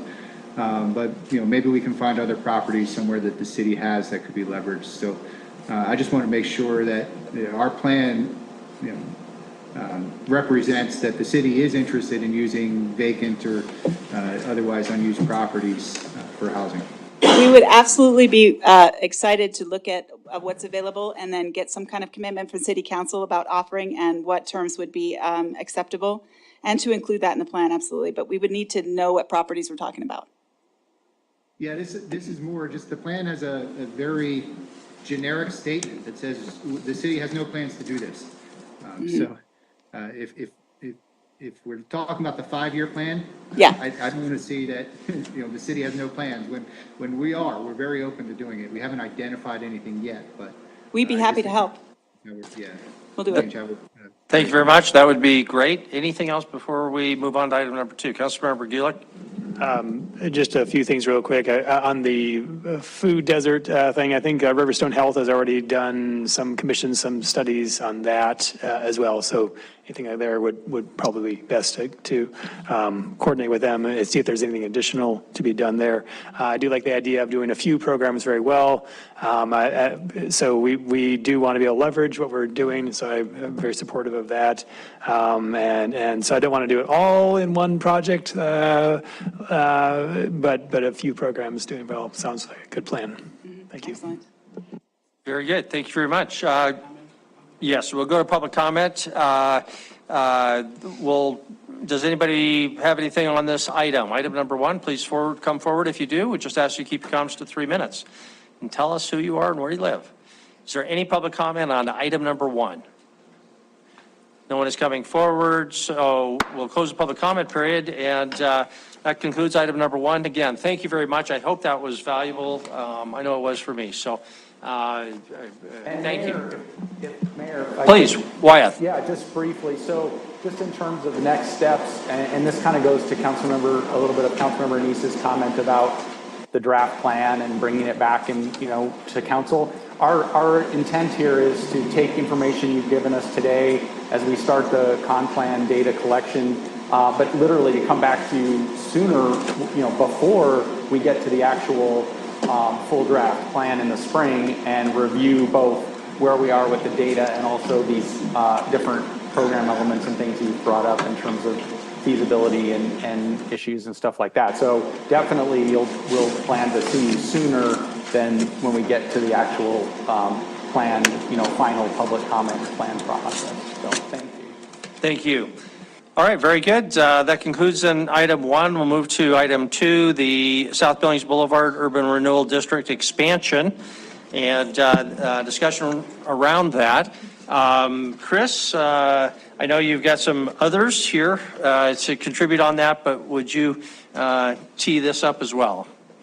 Thank you, Mayor and Council. So, Wyeth has got the lion's share of, I think we've just got 8 or 10 slides here to work through. Primarily, first and foremost, we're here tonight to discuss the possibility of expanding the South Billings Urban Renewal District boundary so that it could assist the Triangle area, kind of better known on the south side, with economic revitalization and investment. So Wyatt's going to kind of walk through the process of what that looks like.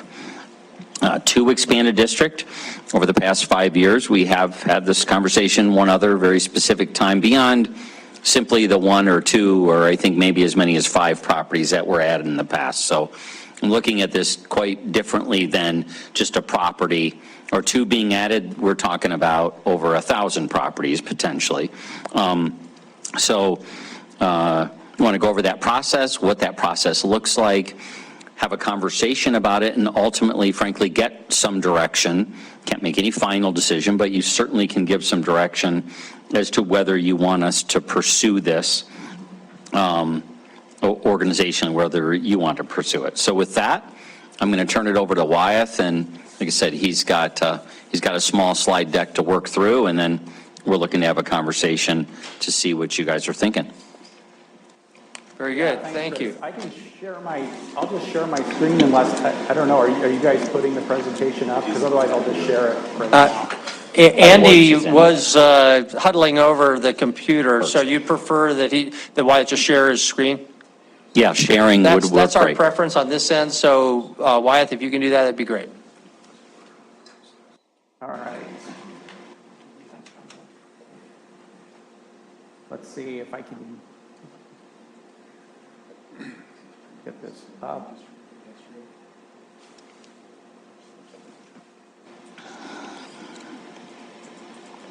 All right, can everybody see that? We can, Wyatt. Yes, we can. Let me minimize there, that may be blocking, I don't know if that's blocking the view, the video box. Okay, great, well, thanks Chris, and thanks Mayor and Council. Yeah, I will, basically the presentation that I'm gonna go through here, these slides, I emailed it to you later this afternoon because I didn't have it attached to the memo. So that has been sent to you, and the presentation is sort of a high-level summary of what is in the memo that you received for this item for the work session. So I'll be talking through some of that and going into a little bit more detail on some of the slides. But really, this is very preliminary and just, to provide information to you and for this discussion. So there's lots of things that could be drilled into more depending on where we go with this. Just wanted to show you, so the map that you're seeing right now has the existing South Billings district. I noticed that it doesn't show, there's another piece, which I'll show you on another slide, that actually goes down right here, which was the second expansion of that district initially. And it didn't show up here on the slide the way I was expecting. But and then this is just roughly the South Triangle area along 27th and First Avenue South and State Avenue. Obviously, this could be adjusted a little bit as well. but just showing kind of that area in relation to the existing South Billings Urban Rural District and the downtown area as well. So let me see if I can go to the next slide. Okay, so just a little background here. This map, as I was saying, this shows you the original South Billings Urban Rural District when it was first created in 2007. Right away in 2008, we expanded and brought in this area to the southwest as part of that. So that's been together basically since the beginning of the district after that expansion. And then we also did an expansion that Chris was referencing in 2021, where we included some properties along the edge here that were both in the county, and then we brought them into the city and then brought them into the district, and it was just 5 properties. It was a relatively small expansion. We also did one modification at the, with the urban renewal plan that has to be completed whenever you're doing an expansion or creation for this district, that included more specifically public infrastructure, parks, and things of that nature when we were contemplating a variety of projects, the rec center, but also the now completed police evidence facility that was in the area. So did do some urban renewal plan modifications as well as brought some properties in. Currently, there's 2,346 properties within the current boundary. The South Side Triangle is a little over 1,000 properties that would be involved in any expansion or creation of a district. This current South Billings district area has a large residential component, but it also has a fair amount of commercial as well when you get along some of the main, like South Billings Boulevard and King Avenue East and those areas. So it's got a mix. South Side Triangle is predominantly residential when you look at that area, but there is some commercial mainly along the borders, along 27th and basically all of them, 27th State and certainly First Avenue South. And just, looking at the South Side Triangle area, there appears to be some redevelopment potential and infrastructure needs there, which kind of leads me into the next slide, which is Public Works. I don't know if that's working. Public Works provided some basic information about some of the infrastructure status within the South Side Triangle area.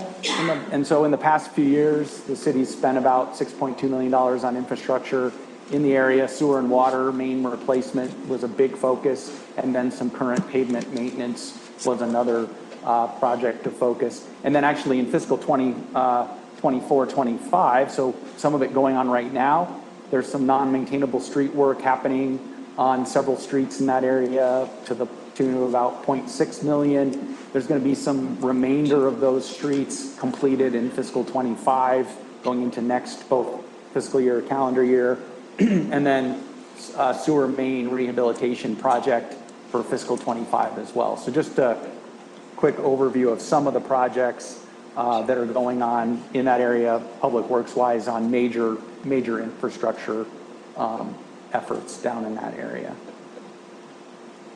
So I'll talk for a few moments on this slide. So the process for expansion, I've provided your packet basically a rough timeline draft, that goes over the steps and kind of an estimated 6 months time frame. That's based on expansions we've done both in South Billings and in the East Billings Urban Rural District that went all the way through the process to completion in the last, about 10 years or so.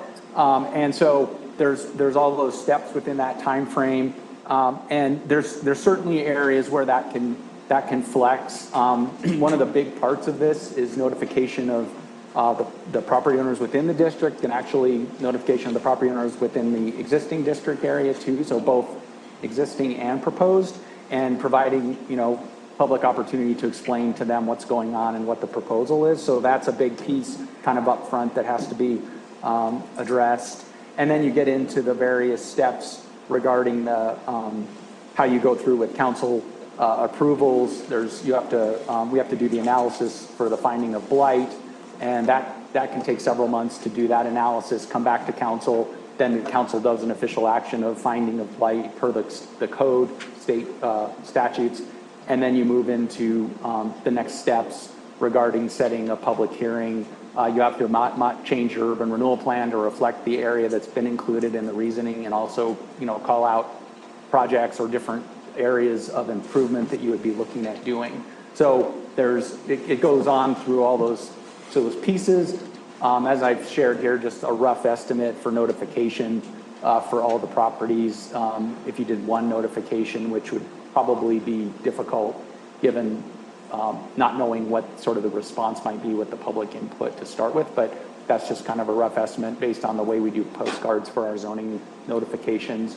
And then the city council and the planning board have actions in this process. So city council is, moving forward with the determining the blight in the area and working on, moving forward with approval with the urban renewal plan and the resolution to expand the district and those hearings.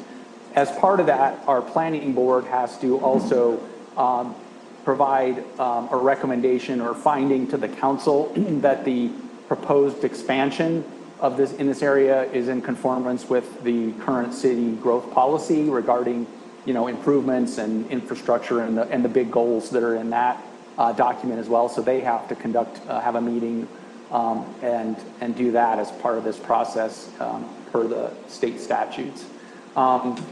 We did verify in terms of overall time frame with bond counsel, because I provided information to you in the memo regarding the normal kind of process here is that you do this in a calendar year and then you deliver the entire packet of the process to the Department of Revenue in early January, or excuse me, by February of the following year. They basically find that it's in conformance with the statutes, and then they would set the base year for the year that prior. So if you finish this in 2024 and delivered it to them in February 25, they would say, okay, we're going to set the base year for 2024. But what we learned, Andy Zeller in finance had some conversation with bond counsel, and we did determine that in terms of the district being formed, that officially occurs at the time after council has completed its second reading of the ordinance and 30 days have passed, which is standard for ordinance execution. And then we would send the materials to DOR. As soon as DOR approved of our process and said, yes, you've done this all, it's correct and you can move forward, we could then, basically then the district is in place. It would just be the year that they would set the base year that would potentially trail into that following year. So if we completed this in 2025, it would be in place in 2025. You could bond projects, but the base year would be set by DOR in 26 for 25. So anyway, that's important just to understand timing wise that we'd be able to move forward with the the district itself, even if we were waiting for the values to be set. And obviously when you're adding to a district, like in this case, you're not going to have an initial increment value happening instantaneously anyway. So that time is okay to have it in there. Just to the finding of blight analysis, just to hit on that a little bit in depth. So when the council considered, based on property owner petition, considered expansion or a new district for adjacent to downtown where the YWCA and Transwestern and that area is. It was initially called the Founders District.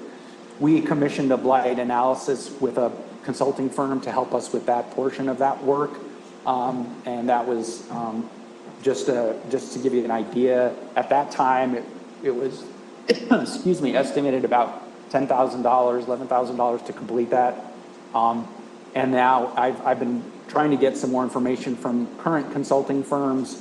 I've been in contact with two, but I've only gotten some information from one who's estimating that it could be $25,000 to $45,000 for that portion. And actually, they're not entirely, they wouldn't entirely be able to do all the, their expertise doesn't get into the infrastructure conditions as much, so we'd have to work through that. So I've just been getting some of that information very recently. I'm waiting for more, and we'd have to drill into that a little bit further if this was to move forward.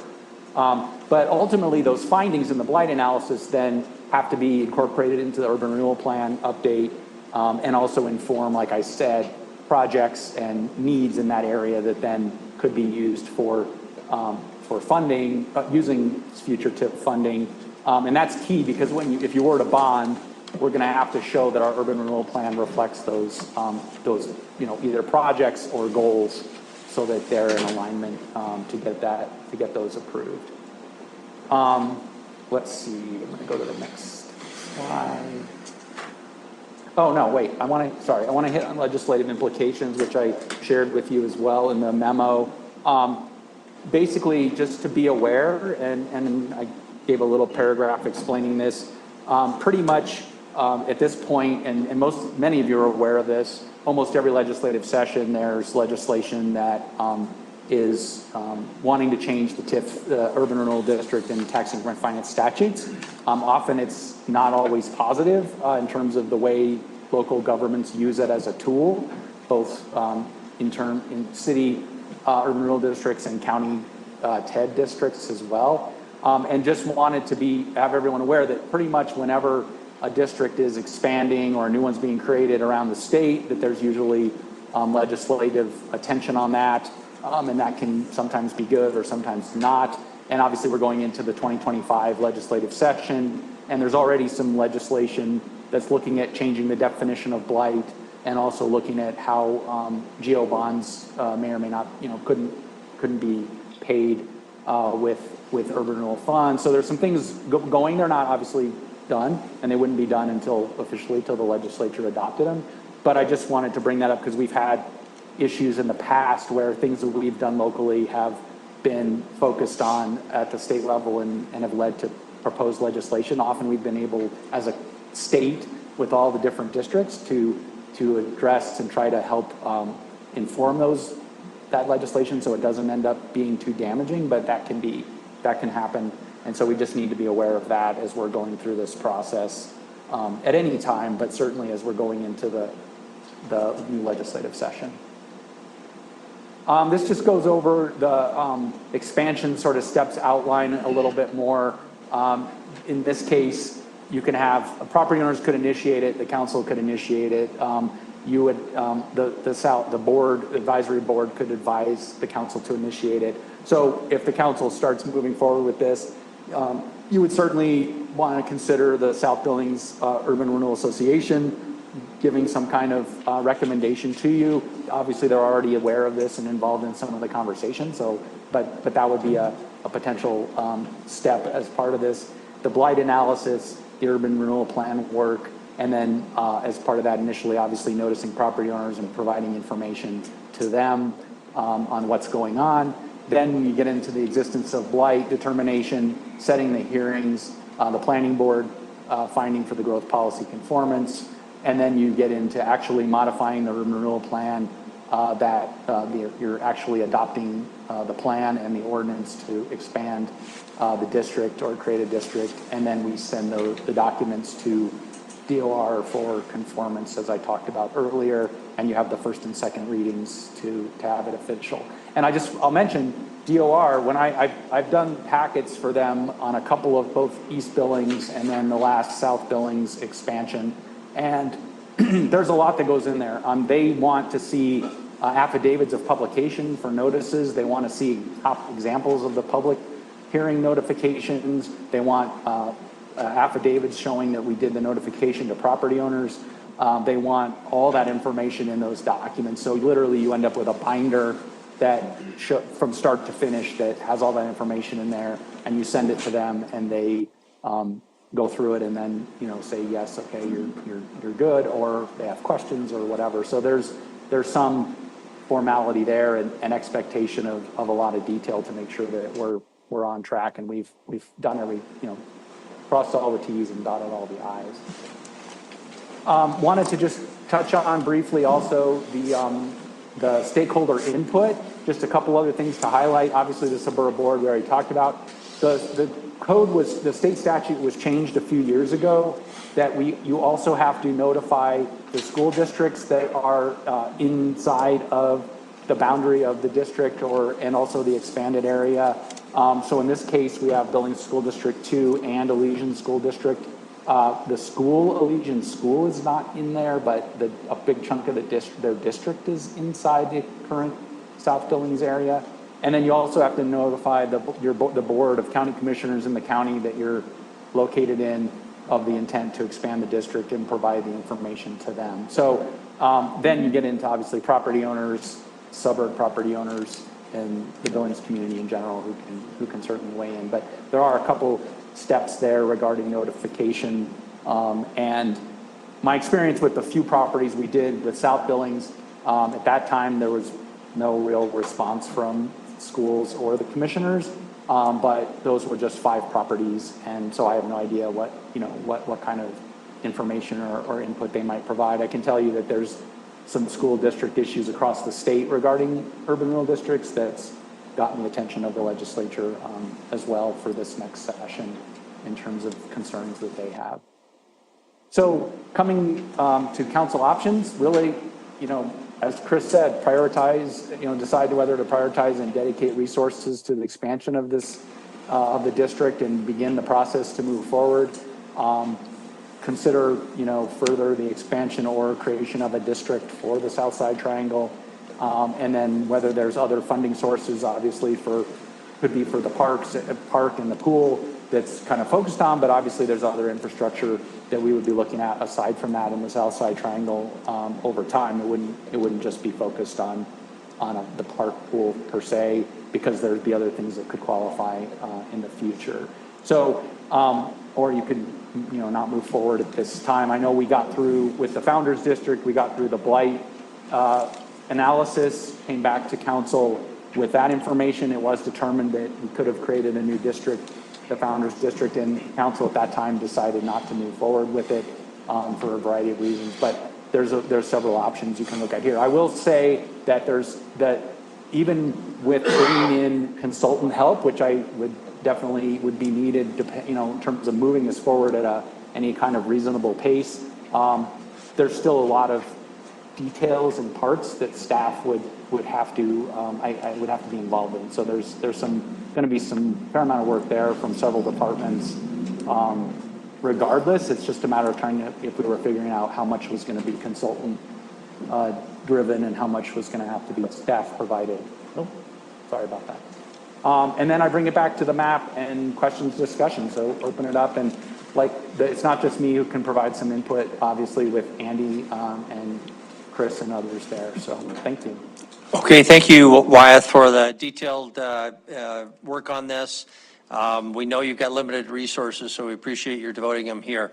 Councilmember Boyette, Councilmember Joy, hands to get us started. Go ahead. So Andy, I see you showed up tonight. Thank you. So can you give us your 2 cents? Is this a good deal? Should we expand the Sabura or should we not?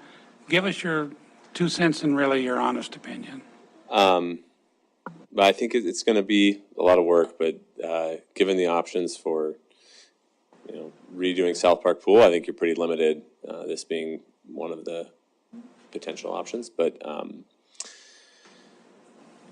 yeah, I guess given that you don't have a lot of options for redoing that pool, I think you should give serious consideration to this. Yep. Councilmember Joy and Councilmember Aspenleiter. Thank you. I don't know if this question is for Director Friday or Director Zeller. How many of the properties that are on South 27th Street and State Avenue are commercial properties, and how many are nonprofits? As I'm thinking along South 27th, we have Queen of Peace, we have the Labor Temple, nonprofit. First Avenue, I'm thinking Rail Yard is a nonprofit. So how many are actual, because the real commercial properties are only on those 2 streets. How many are actual, except for a coin-operated laundry, how many are actually tax-paying entities and how many are nonprofits? Thank you. Councilmember Joy, Mayor and Council, I don't know that at this point. We did just do the total number of properties inventory with GIS for tonight's presentation. And so we could go back and take a look at that and see how well we could pull out what those properties are. You're correct in the sense that there's a fair number of nonprofits on South 27th. And the other thing there's a mix. What we'd have to check on what those were as best we could. That would be part of the also the analysis for the area in terms of conditions of both residential and commercial. On South First Avenue South, just to point out, yeah, there are some. Again, there's a mix of commercial, and then Railroad is significant along the north side of First Avenue South. And so that's centrally assessed. So yeah, that would be obviously not well, if you look at downtown, it's not helpful often in terms of the tax value regarding centrally assessed, but there's a mix there too. So we can look into that further, and it would be something we would look into with the blight analysis, but I don't know right off the top of my head. Thank you, Councilor Joy. Thank you. Just one quick follow-up.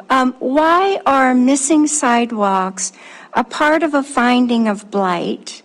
In Suburra, we have millions of miles, sorry, exaggeration, hyperbole, lots and lots of missing sidewalks, but Suburra has no program to pay for sidewalks. So SIDs are how people pay for sidewalks. So why would sidewalks be considered a blight if the Suburra doesn't help people put those sidewalks in? Thank you. Councilmember Joy and Mayor and Council, I guess what I would say regarding that is it's not that sidewalk and sidewalk conditions, you are correct, are looked at regarding condition of infrastructure in an urban rural district and whether they need to be improved and if there's ADA improvements that are required as well.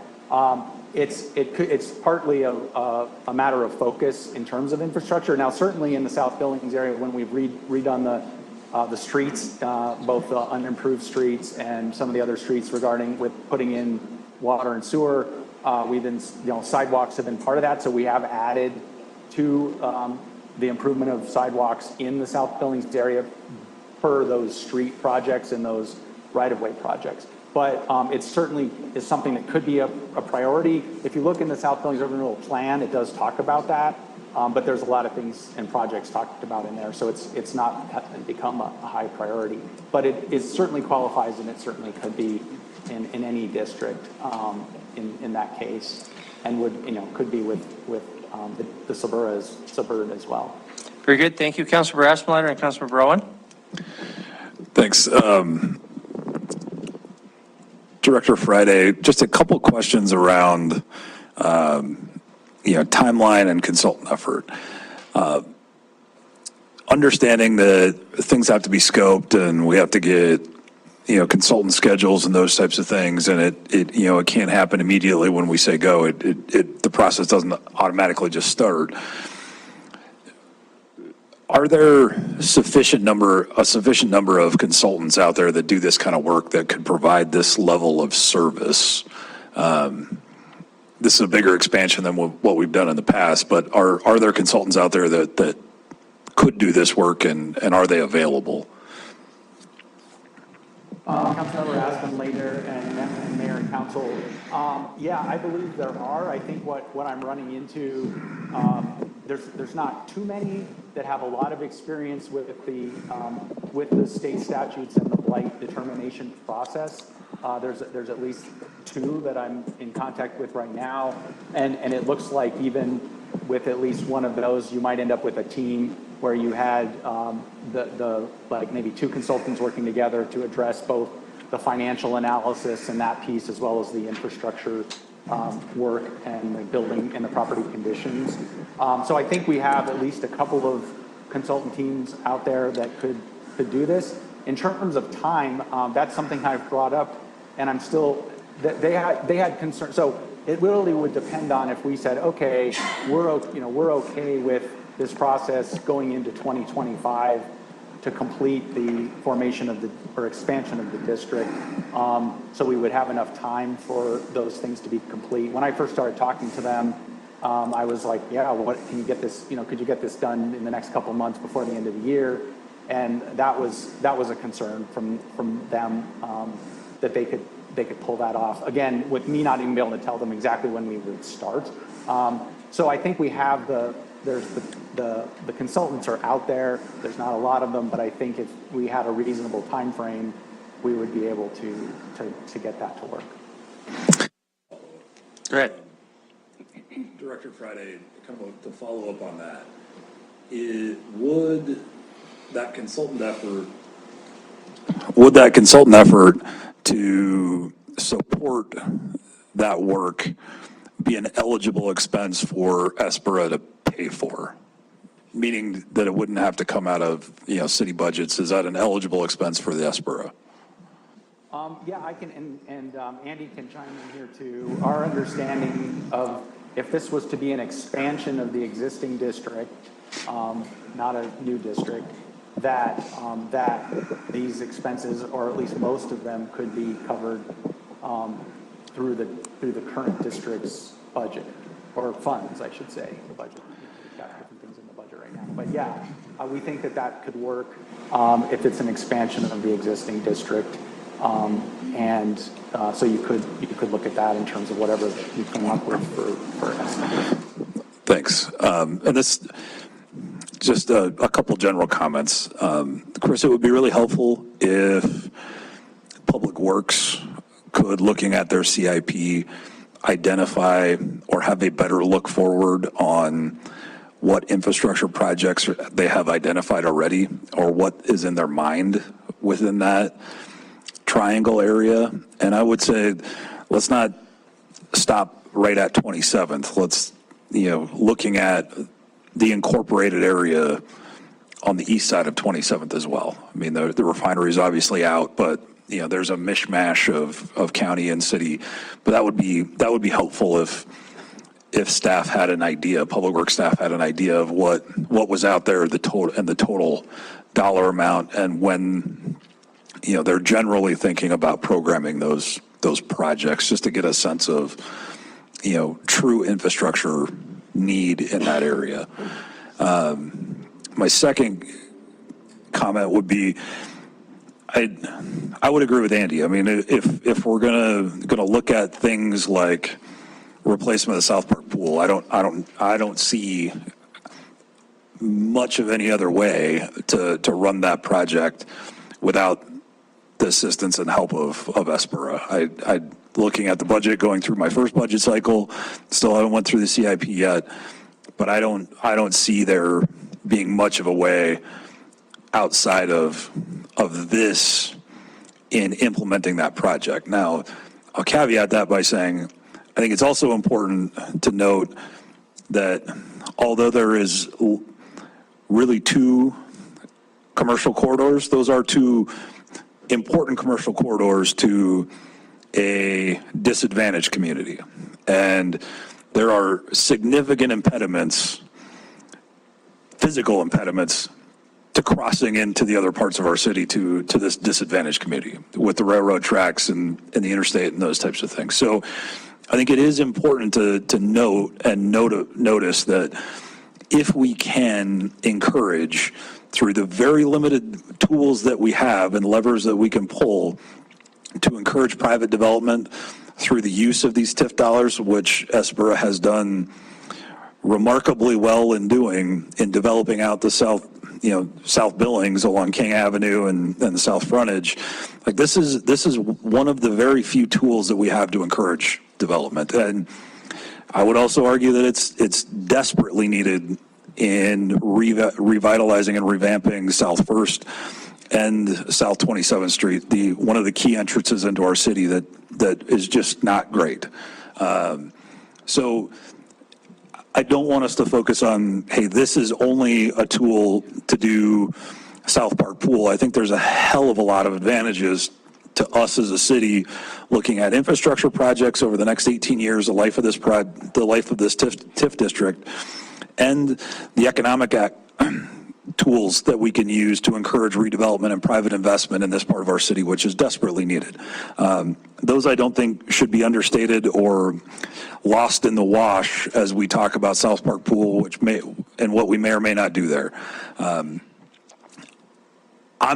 in support of pushing this forward. I think it's a good idea to continue to go down this road, noting that there are checkpoints here in which we can hit the off ramp and get off if this is not looking correct.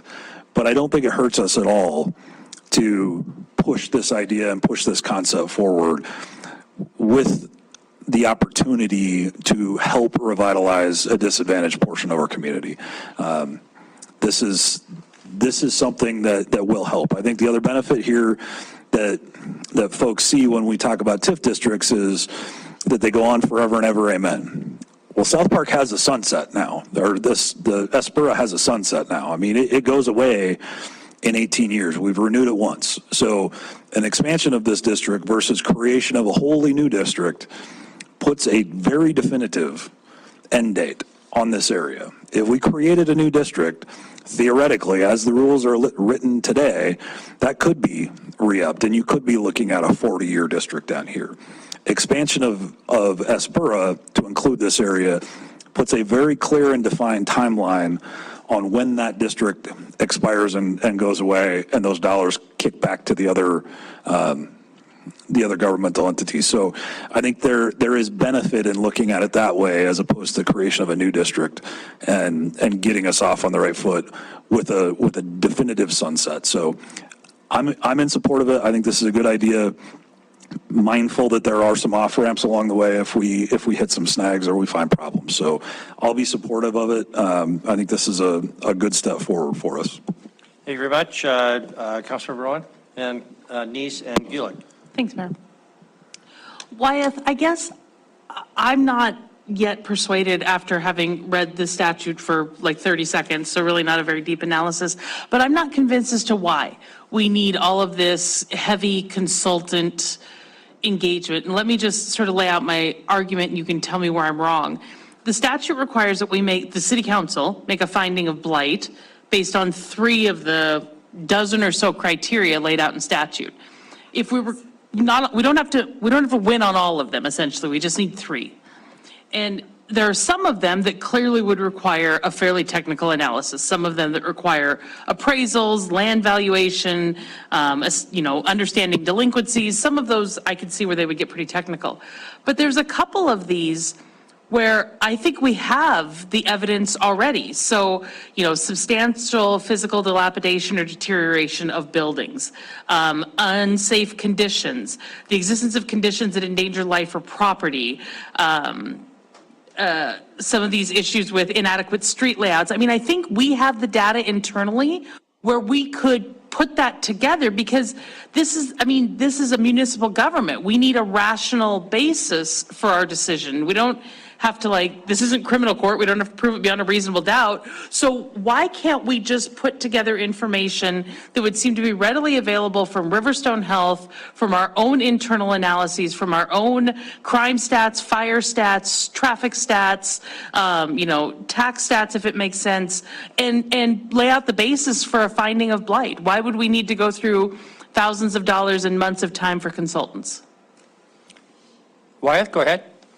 Councilmember Owen and Mayor and Council, I guess a couple things in it, and when you look at how we did the analysis for the Founders District, basically there was a lot of city staff input to inform some of that information, but that wasn't all the whole picture. And even when you talk about compiling that information, somebody has to do all that. So I mean, we had Public Works and police and fire and GIS, obviously, and planning and such involved in that analysis, even though the consultant was putting things together. They did a lot of you mentioned property information, like conditions of property. They looked at that. They went into the data to look at property conditions and did some survey, went out and surveyed some of the properties and such. But there was a lot of city input. Public Works was big on that. We were also And we also looked at, crime statistics and such for that area. So I guess what I would say is, yeah, it's not just the consultant goes off and comes back with the information. They are helping assemble and pull some of the other information together, and then we're feeding them information as well. So it was a combined effort, even to get it done in that manner. And that was how the way we structured the RFP for that was included that we knew staff was going to have to participate, and they did too. No, So I guess I would say, yeah. Sorry, Wythe, I don't mean to cut you off. I could just see the mayor giving me like hurry up movements over here. So I get that that's the way we have done it. What I'm trying to understand is why do we have to do it that way? Why can we not get our own code enforcement photos of properties that are clearly in need of repair and our own data and just put them into a memo and give it to council to make a finding? Why do we have to have a glossy report with an RFP and findings? I mean, I can almost understand the logic if you're creating an entirely new district, but this is an expansion of an existing district. It seems like we could lay out a factual basis, make a finding, and move on without the expense and time of a consultant. Is there something in the ARM or in the Department of Revenue's, guidance that says you must have an external consultant or you must have a report that addresses every criteria? Is there something that's driving it, or is that just the way we've always done it? Councilmember Owen and Mayor and Council, no, there's nothing that says you have to have a consultant help you do it in the regulations. It's just a matter of assembling and preparing all the information. So, yeah, I mean, to give you an example, when we did one of the expansions many years ago in East Billings, basically the part of the board down there, part of Big Sky Economic Development, and some other staff basically wrote the amended urban renewal plan for that area and compiled all that information. Mm-hmm. So you can do it a variety of ways.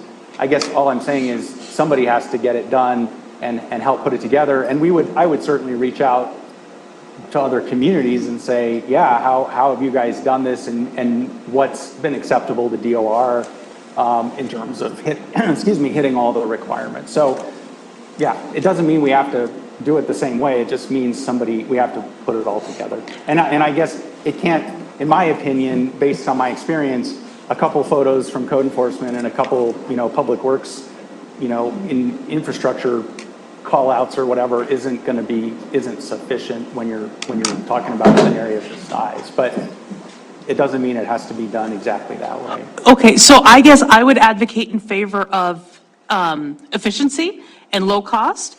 And I would advocate in favor of us figuring out what is sort of the baseline information that must be provided for council to reasonably make an authoritative finding. But if we can avoid a long RFP process and consultant fees, I would strongly advocate for that. Thanks, Mayor. Thank you very much. Councilmember Neese and Gulick-Rupsis. We'll add Councilman Rupsis to the end of that. Great. Councilman Neese. Thank you, Mayor. Wyeth, one of the things I'm concerned about, I guess, was part of the timeline. But on the other end, I think you were putting a 6-month timeline in there, but you also mentioned, you remember, you were kind of concerned about all these other projects going on. So, well, I'm not opposed to not doing the consultant study and things like that, but I am concerned about shifting that burden over to your department to where then other projects are being delayed. And so, is that something that this whole process is just going to add a whole lot more work to your department, or is this something that can be hired out differently to be done without the consultants, but in some form that can be done internally? Councilmember Neese and Mayor and Council, I would say that there's, kind of to start at the back of your question going forward, I think there's definitely an opportunity, again, we'd have to get outside help, contrary to what Councilmember Owen was just saying, to help us and actually do a lot of the process, more so than they've done in the past. We would have to specify all that. That would help with the staff involvement. We're still going to be involved. But otherwise, I would say I'm concerned. Like I said, going through this the last couple of times and kind of leading it from the staff internal side in coordination with city finance.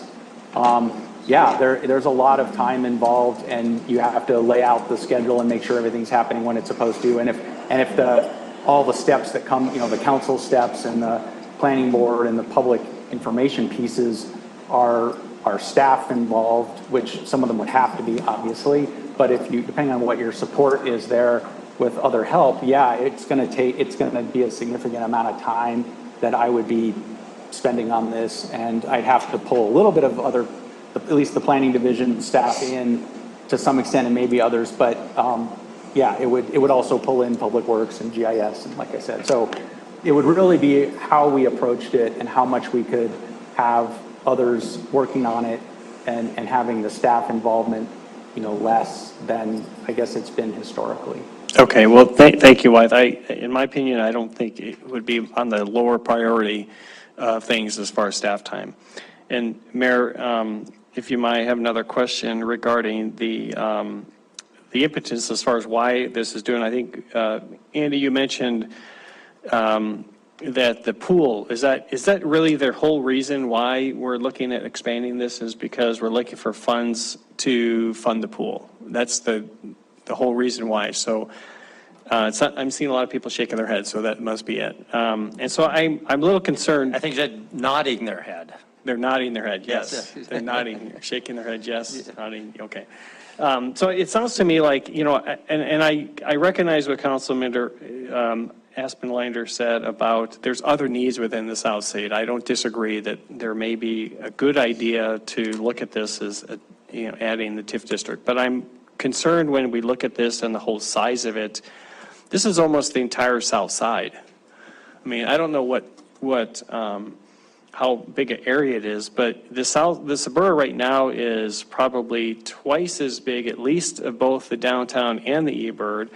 This will make it very large. And so I would love to see more information about, you know, the size of the tax base, as Councilmember Joy said, really you know, how many really nonprofits in there, and things like that before we decide we're going to try and move forward on this. But the other thing is, when it comes to the pool is, yeah, we're looking for the city to do the pool, but we have lots of good examples around the city where other organizations have done things for the city. You know, the YMCA is a great pool, but it's not city funded. It's a nonprofit that runs it. The Oasis is another great pool up in the Heights that it's nonprofit, but the city did assist in that because we gave some of the land to them and we leased some other land. So I think there's other opportunities that if we decide that, well, let's relinquish control of the South Park pool, what can the community do to bring that type of recreational facility down into that area that's needed? That said, if there's no organizations that are going to do something like that, I guess my question would be to you, Wyeth, can the boundaries, you know, we're looking at a triangle on here. Can this boundary be more narrowly written to kind of just encompass the South Park pool with just a street going to it? If that's what we really want to do is get this for the South Park pool, can we just do that? Councilmember Neese and Mayor and Council, I would say no, based on the fact that when you're doing these, when you're looking at the blight analysis and you're looking at the area that you're expanding, that would be, as has been brought up a little bit here already, you'd be basically saying, yeah, we're just gonna reach out and grab this one infrastructure property and just to do this, and then leave the whole area around it outside the district. I think we would get, and I don't know exactly, but I think we'd get in some trouble and major criticism, if nothing else, for that. I think, I'm not saying it would be impossible. I just think that you would be in a big issue with the statutes in terms of what the whole purpose of it is and what you're trying to do with urban renewal and with expansion of a district.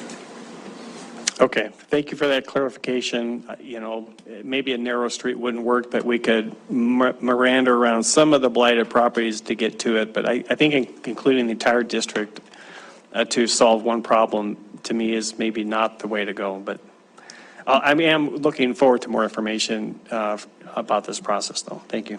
Thank you very much.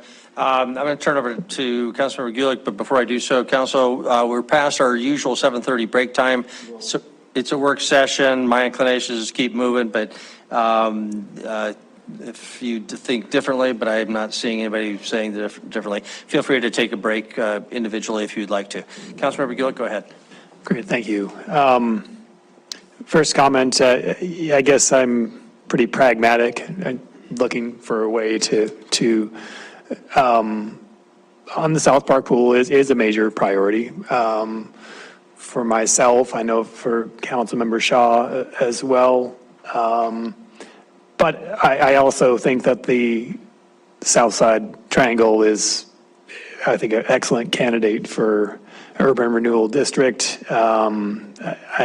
We'd see with the study to confirm, but, in terms of plateauing or maybe even declining property value rates and stuff, I think it seems like it would be a very good candidate.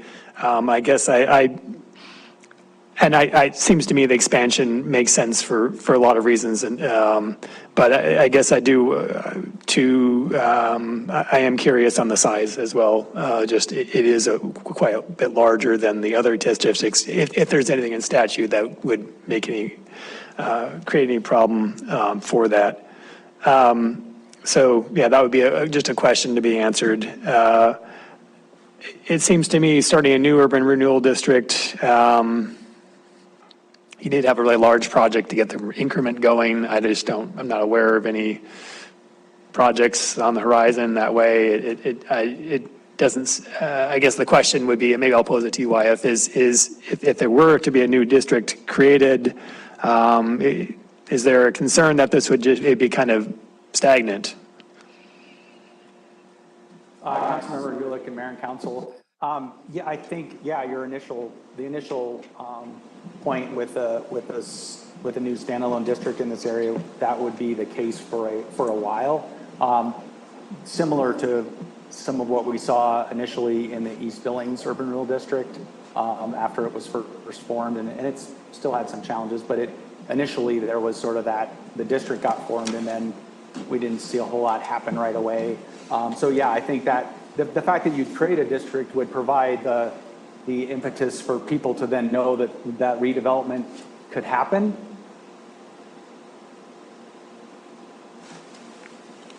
So I think that you would not see, like if you're trying to get a project off the ground right away, you would only be dealing with whatever initial value there was. So I think that's accurate. It would take many years to build that up.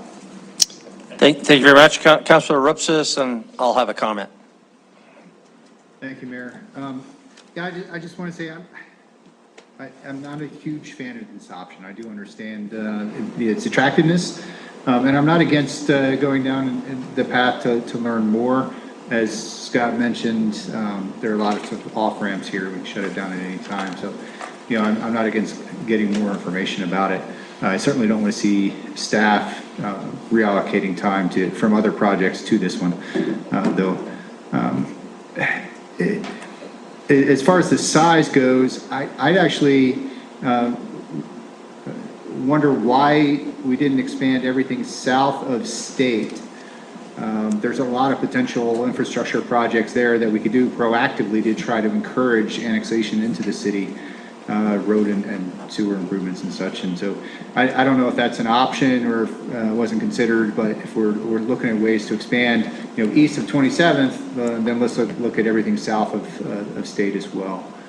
And then my only final comment was, state statute pretty specifically gives us the rights to set up a special improvement district to construct a pool.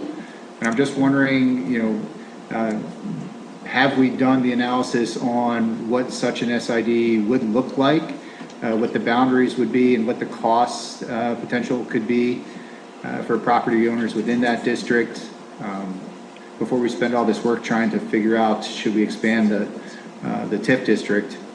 Maybe we should look at an SID, which might be a much simpler option. Thank you very much, Councilor Rupsis.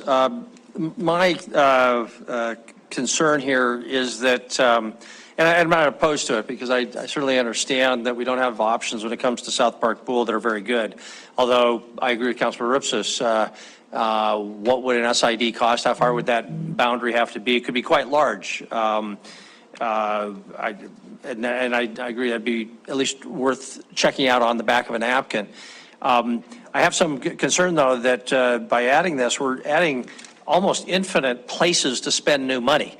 We've already heard about filling in missing sidewalks. We've heard about commercial development on State, First Avenue, and 27th Street, all of which would be great. We know we've gone down the path of paving gravel streets now. Very little of that would add direct increment. So this really would expand the potential list of requests. By adding 1,000 new properties, we might get 1,000 new requests. And my concern is that that comes at the expense of potential rec facility in Amon Park that could potentially over the years bring in hundreds of millions of dollars of development and business to the community, just as Metro Park has done.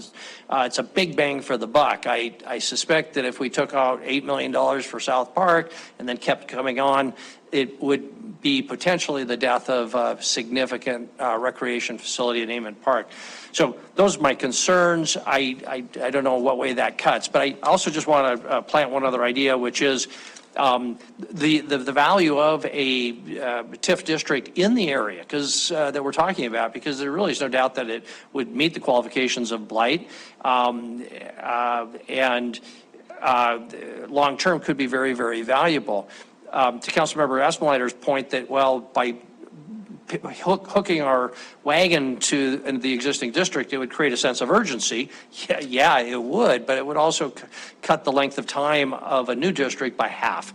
And so once the district goes away, that tool goes away too. So we shouldn't do that without thinking about the benefits of a longer-term district, new district in that area. I also would just comment that although our focus is always on commercial development, where's the new commercial development going to be to generate increment? And that has been the traditional look, or the traditional question. Residential property is appreciating at a rate that is significantly better than our commercial property in recent years. Now, we don't know that that'll continue that trend, but with the relative shortage of housing, there's a good chance. And I don't know which way this cuts, but the district itself, being predominantly residential, may actually generate some decent increment. And it'd be interesting to know what that might look like, especially since many of those houses are lower cost, more affordable homes, and hence are in demand, and may actually be appreciating at a higher rate than more expensive residential properties, and certainly commercial properties in the last few years. So that's just an interesting element for analysis, I guess, going forward. So those are my comments. Do we have anything else in the way of questions, comments? Councilmember Choi? Yeah, thank you, Mayor and Council. I'm kind of disappointed that two council members that are representing this part of the city aren't here to make comment, but that's not here or there. I would make one comment. You know, one of the things about what has worked really well in Suburra along King Avenue is that land was vacant. And when you look at the development of the warehouses and all of that land was pasture land. It wasn't already built land. And in certain ways, I consider that more greenfield development than I do urban renewal, because even though it was within it was vacant land. When you're trying to accumulate enough land for, particularly the hotels, their footprint is quite big on Southgate Street, Southgate Drive. It's really, really difficult to get the kinds of development, commercial development along First Avenue and South 27th, because the footprint is quite small. But maybe the 3G's property. I'm going to say that I have spoken to quite a few different constituents that live within the Suburra, and they are a resounding no, no, no. One of the things that they're concerned about is that when the public said no to the Parks bond, they said no to improvements to South Billings, South Park Pool, they also said no to a swimming pool in Amon Park, if you look at it that way. The other part is that I know, I appreciate Councilmember Aspenleiter's statement that this area is disadvantaged. It has legacy equity issues. It has a legacy of being in an area where there wasn't an equity, but that's also true of the current boundaries of Suburra. That isn't really different.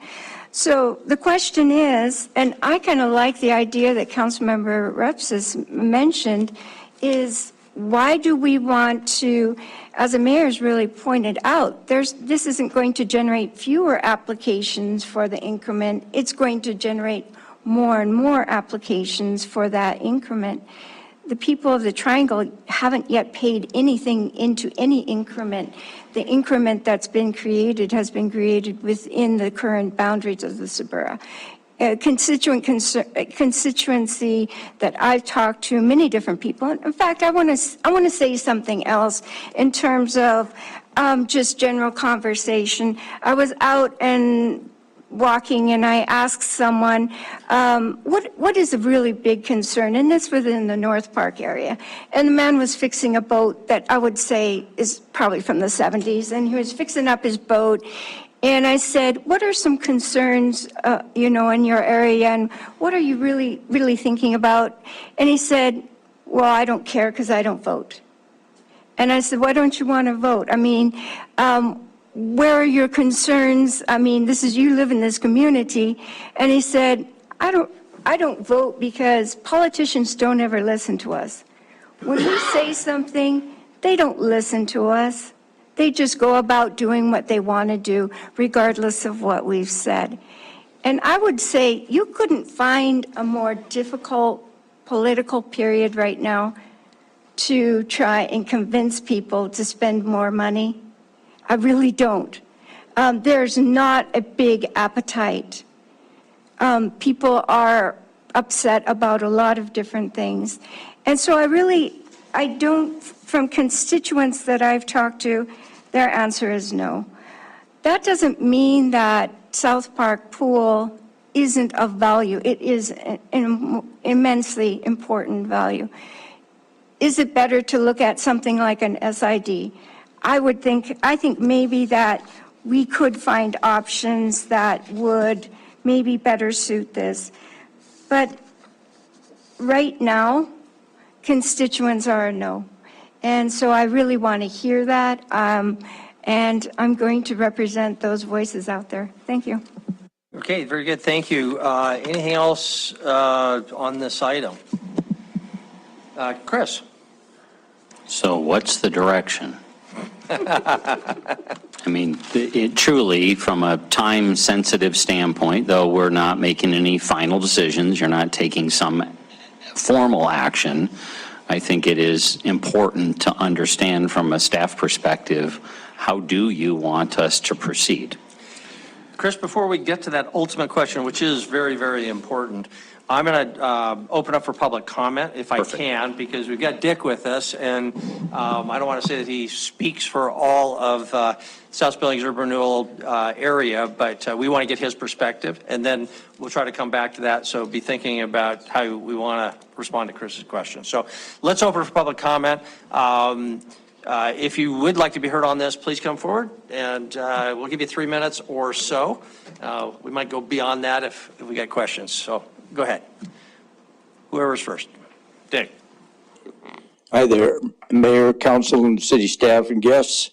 I'm Dick Zier. I'm the consultant to Suburra. I live at 3039 Golden Acres Drive in Billings. I've talked individually to my whole board, and they understand the importance of the South Side Pool, and they are willing to work, and we still have to put it on the agenda and get a vote on this. I'm open to put it on any agenda you guys want. If somebody would come there and work with me on a presentation on this, I can get it on probably the 4th of September, as quick as that, or we can do it at a later point in time. But I really feel that my board would support going ahead and expanding the TIF district. I haven't had a no from any of them. They want to work with the city on this problem. We know it's a big problem for you guys. And if there's other options that we can look at, they'd also look at that with you. So yes, I think that my board would support the expansion. Questions for Dick. I'm just going to start with the concern I raised. We all understand the value of South Park Pool. I hope we do, because it is so important. Is there a concern, or have you discussed what this, how big of the door this might open up for other spending requests? Well, like you said, it's going to open it up to other requests. There's no question about it. You know, the south, South 27th, State Avenue, there will be further requests, I'm sure. The pool of money right now is what we have in there, basically, because when the TIF district is created, there won't be any additional money. So maybe instead of $500,000 on a request, we'll have to look at something smaller to try to satisfy all the different requests that come in. We don't know what will come in. I do have probably 3 requests right now for Sabura assistance, the Trails Head Hotel. Mitchell Courts they just put a buy-sell on some other land. They're going to call them the Skyview Apartments. I think it's tomorrow or Wednesday. I have a meeting with like a Jiffy Lube. It's not a Jiffy Lube, but it's a super lube quick deal. So we got a lot of activity down there it's doing the things we want it to do.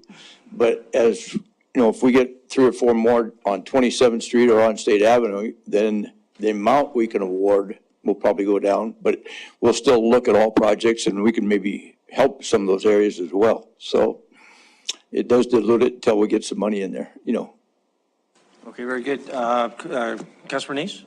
Thank you, Mayor. Dick, if it was expanded, then would board members be solicited from that area specifically, or just because of part of the district, the current board would operate as it is?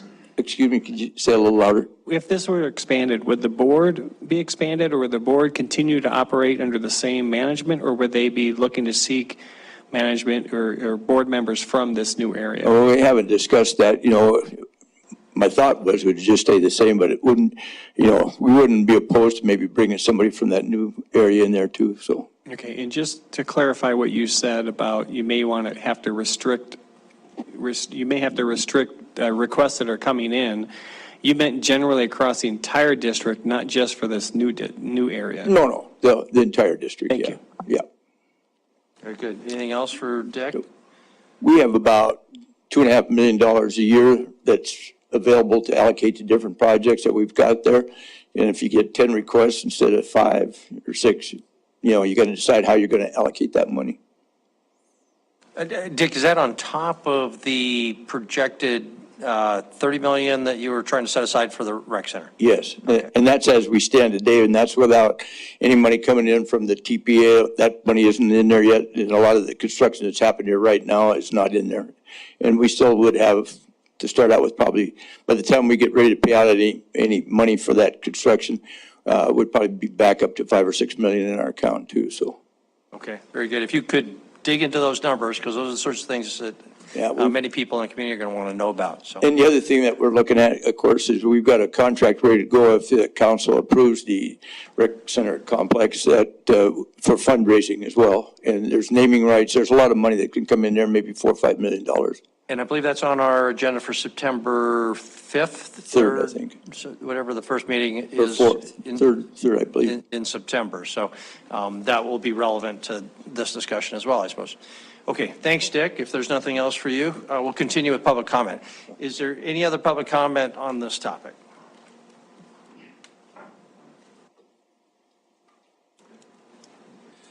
Kevin Nelson, 4235 Bruce Avenue. I would oppose it. Just a single project is well outside of the TIF structure. I think you would really harm yourself going into the 25 session thinking you're going to expand a district to fund the pool. So I'll speak as a county taxpayer. Why should I, as a county taxpayer, pay for your pool? And as a school district 2 taxpayer, why should I, as a school district 2 pool taxpayer, pay for your pool? You got to be able to ask that question. because you left out some important stuff. It's called the statute, the law. Let me read you the law. While a municipality will notice the county and the school district in which the urban renewal district is located, and provide the county and the school district with an opportunity to meet and consult in a public meeting with the opportunity for public comment regarding the effect on the county or the school. Somebody's got to go talk to the county commissioners and the school board and tell them why you're going to take their money away from them. Your consultant needs to be a tax expert. I didn't hear that tonight. That's in the law. That really messes up your time frame because you didn't even mention in your time frame that you're going to have these public meetings with these other taxing jurisdictions and explain why you think it's important that you're going to take their money away from them. Before I forget, back to your question, South 27th wasn't a TIF district. It was a TIF district back in the 80s and the 90s, all the way up until they put the downtown back. They didn't even put Riverside back in. They stopped it right at South 27th. It was an old district. There was no activity in it, so they just took it away. So we've tried it once. Didn't work. I guess that's the biggest thing, because well, then if you want to go to page 24 of the Governor's Task Force on Property Taxes, 24 key strategies, the state legislature should consider changes to TIF district statutes. You're going to put yourself in a great big hole if you go up there and they're going to see this item that says, oh, we want a TIF district to pay for a pool. Tell you what, that legislature is going to beat you guys up endlessly. Mr. Kokowski will spend a lot of time up there at the legislative session explaining himself. And these legislatures are not going to have much sympathy for you. They don't have much for you now. If it was up to Greg Hertz, you guys wouldn't even have them. So I'd be careful what you do here, because I just think you're going out, way out. You ought to wait at least through the legislative session to see what happens and see what's left of them. And then you might craft a new district, maybe. Thanks. Good, thank you. Any other public comment on item number 2? No one's coming forward, so I'll close the public comment period. Back to council. We don't have to have an answer to Chris's question, but it'd be nice to. Councilmember Aspenleiter? I don't think it's a reach to say that the two council members that aren't here and couldn't be here for medical reasons are very supportive of this process moving forward. I think Councilmember Kennedy had emailed City Administrator Kukulski indicating his support for pushing this forward. Councilmember Shaw has been very vocal about the same thing. I don't think that is getting out too far to say that those two members are very supportive of this. Again, I would say that there are multiple off-ramps here as we go forward, and there is very little downside to us pushing ahead to understand the impacts and roll this process forward. Again, this is not about singularly South Park Pool. Is that a component of it? It sure could be. But this is about economic redevelopment and revitalization of the south side of Billings. And I think it's important that we remember that. It's important that we talk about that portion of this as we're going through these expansion and not get lost in the wash of South Park Pool and what we're trying to do to figure out how to fix that problem. Could it or will it be a part of this if it's expanded? Certainly could be. Likely would be. But that does not take away from all the other good and the benefits that an expansion of the district would do for this portion of our community. I would also argue with or debate Councilmember completely blanked out. Councilmember Joy's the perspective that the South Side is opposed to this. In the folks that I've talked to, in the organizations and the residents down there, I've gotten the opposite.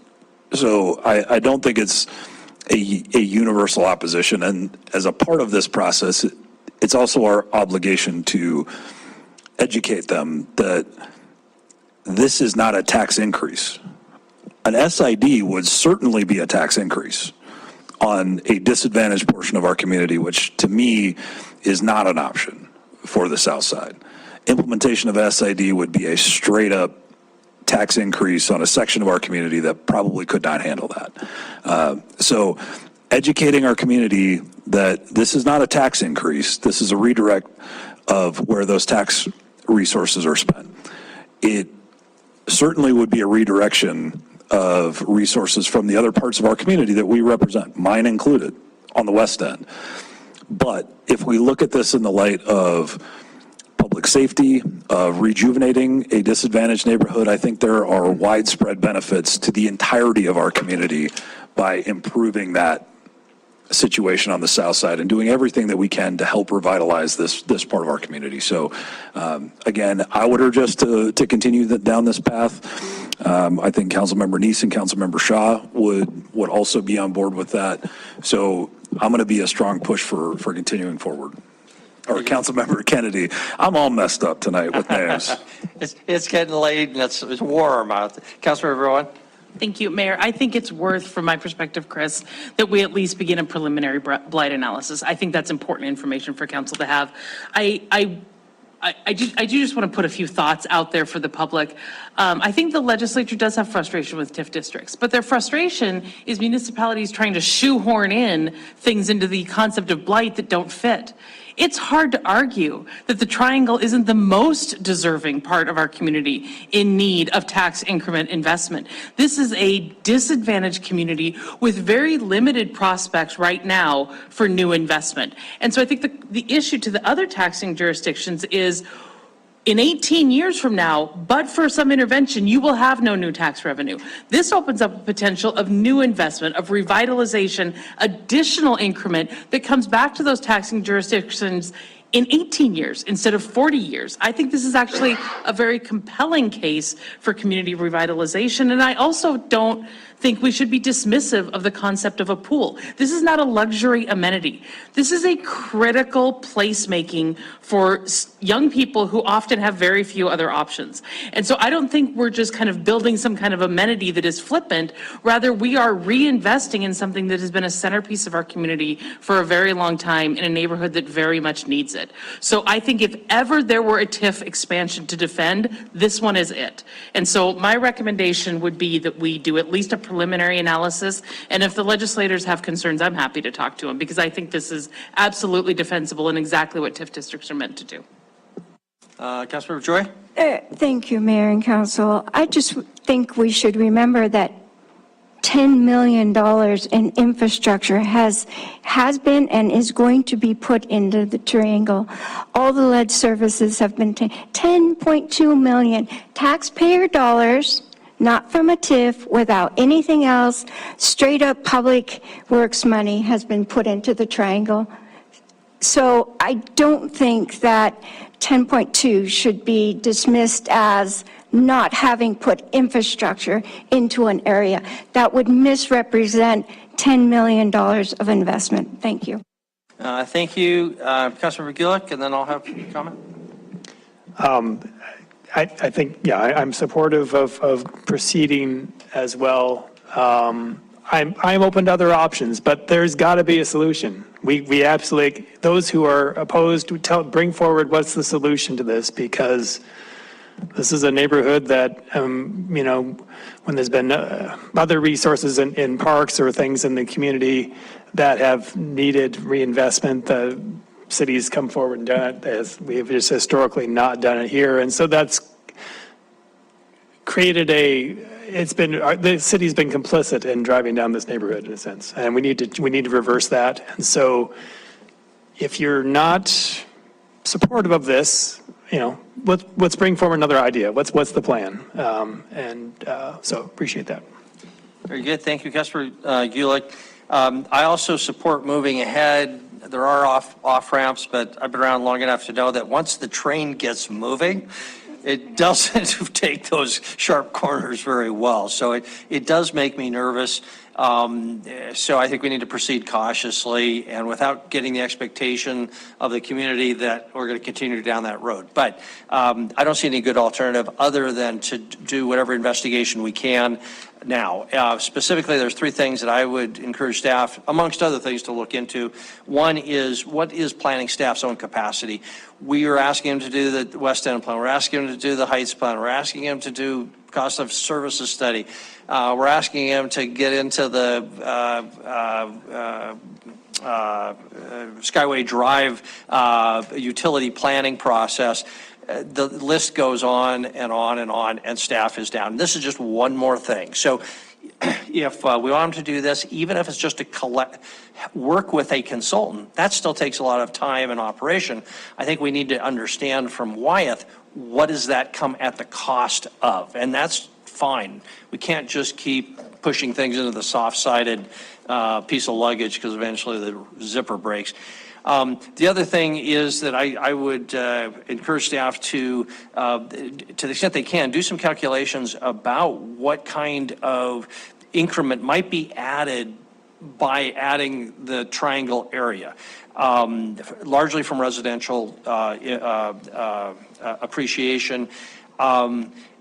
Especially if it's a 40-year district, if we were to create a new district, because it is a blighted area, and it is a logical place for a TIF district, and we prioritize the South Park pool to be the project for increment, rather than to 16 different other projects, whoever came in the door, how long would it take? And how would we put Band-Aids on South Park pool in the interim until we had generated some money? I don't say all money, because I don't think financially it's probably viable to rely only on that increment. We would have to assume a large component of private donations. I think South Park Pool is very appealing for private donations, and maybe even some general fund dollars or grant dollars, because it is such a unique property. And then lastly, without investing a lot of time, I do think it would be very helpful to know generally what a SID assessment would look like for a large regional park.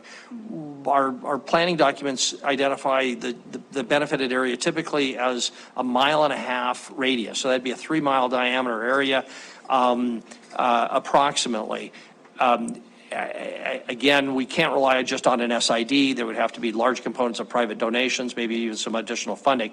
But the reason I think we need to look at that is not just for South Park, but with the failure of the park bond, other large regional parks, we have no funding mechanism, including Cottonwood Park. And I've recommended many times that we look into doing these same kind of rough calculations for Cottonwood Park as a way to fund large regional parks, because it doesn't seem fair to me that somebody can live half a mile from a small neighborhood park and pay to develop that park, rarely use it, and have very few amenities in that small park, but they can live right next to a large regional park paid for by the whole city, and they don't pay anything more than anybody else, even though they get much greater benefits. So having something that's more proportional where those costs are shared seems like a better system, at least in a perfect world. And we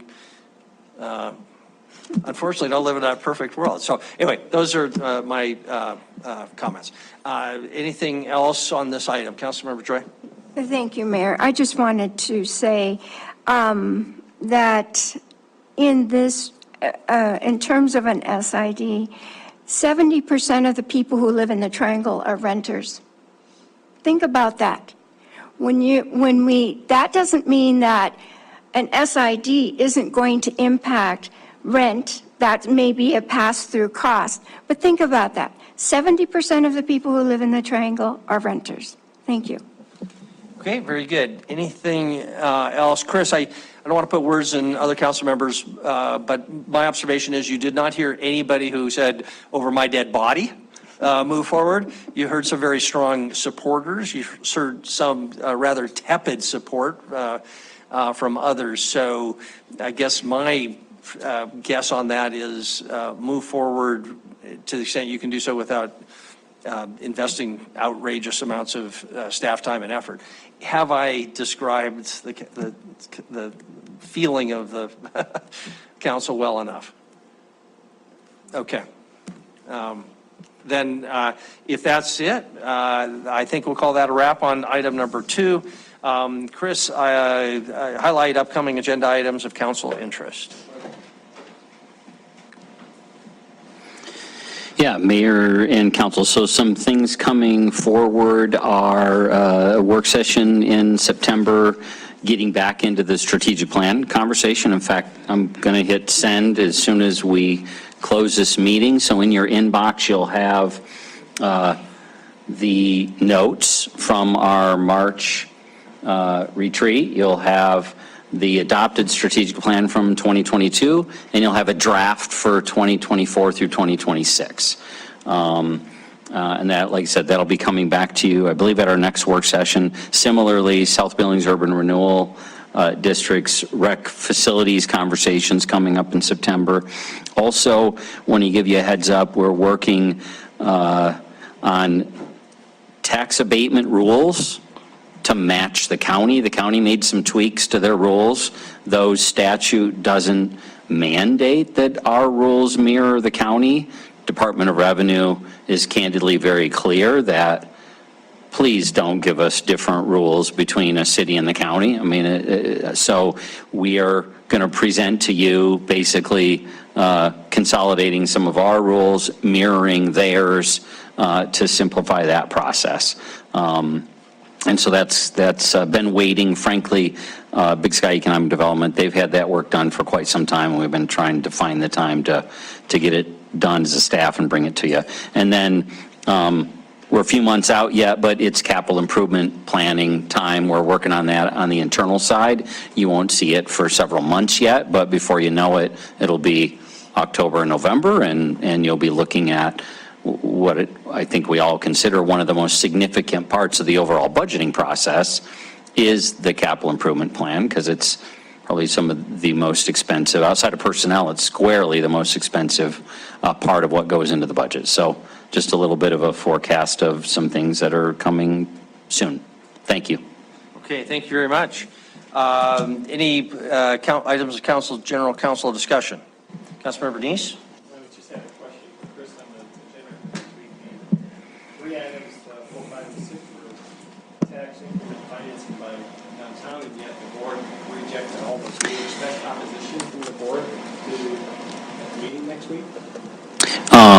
Sorry, I didn't have my No, Mayor, Councilmember Neese. So it did create an interesting question for us as staff. Normally, or it's not uncommon that if the board, downtown TIF board, recommends against a TIF application, that's the end of the discussion. However, in this case, all 3 properties you own, we own title to. So there's a little bit more interest in these properties than simply, a development project. So we frankly want to make sure that where this council stands in it. Basically, you're going to hear when you look at your packet, there's not too much argument at all, no argument to 2 of the 3 that there's ways for them to deal with what the opportunities are.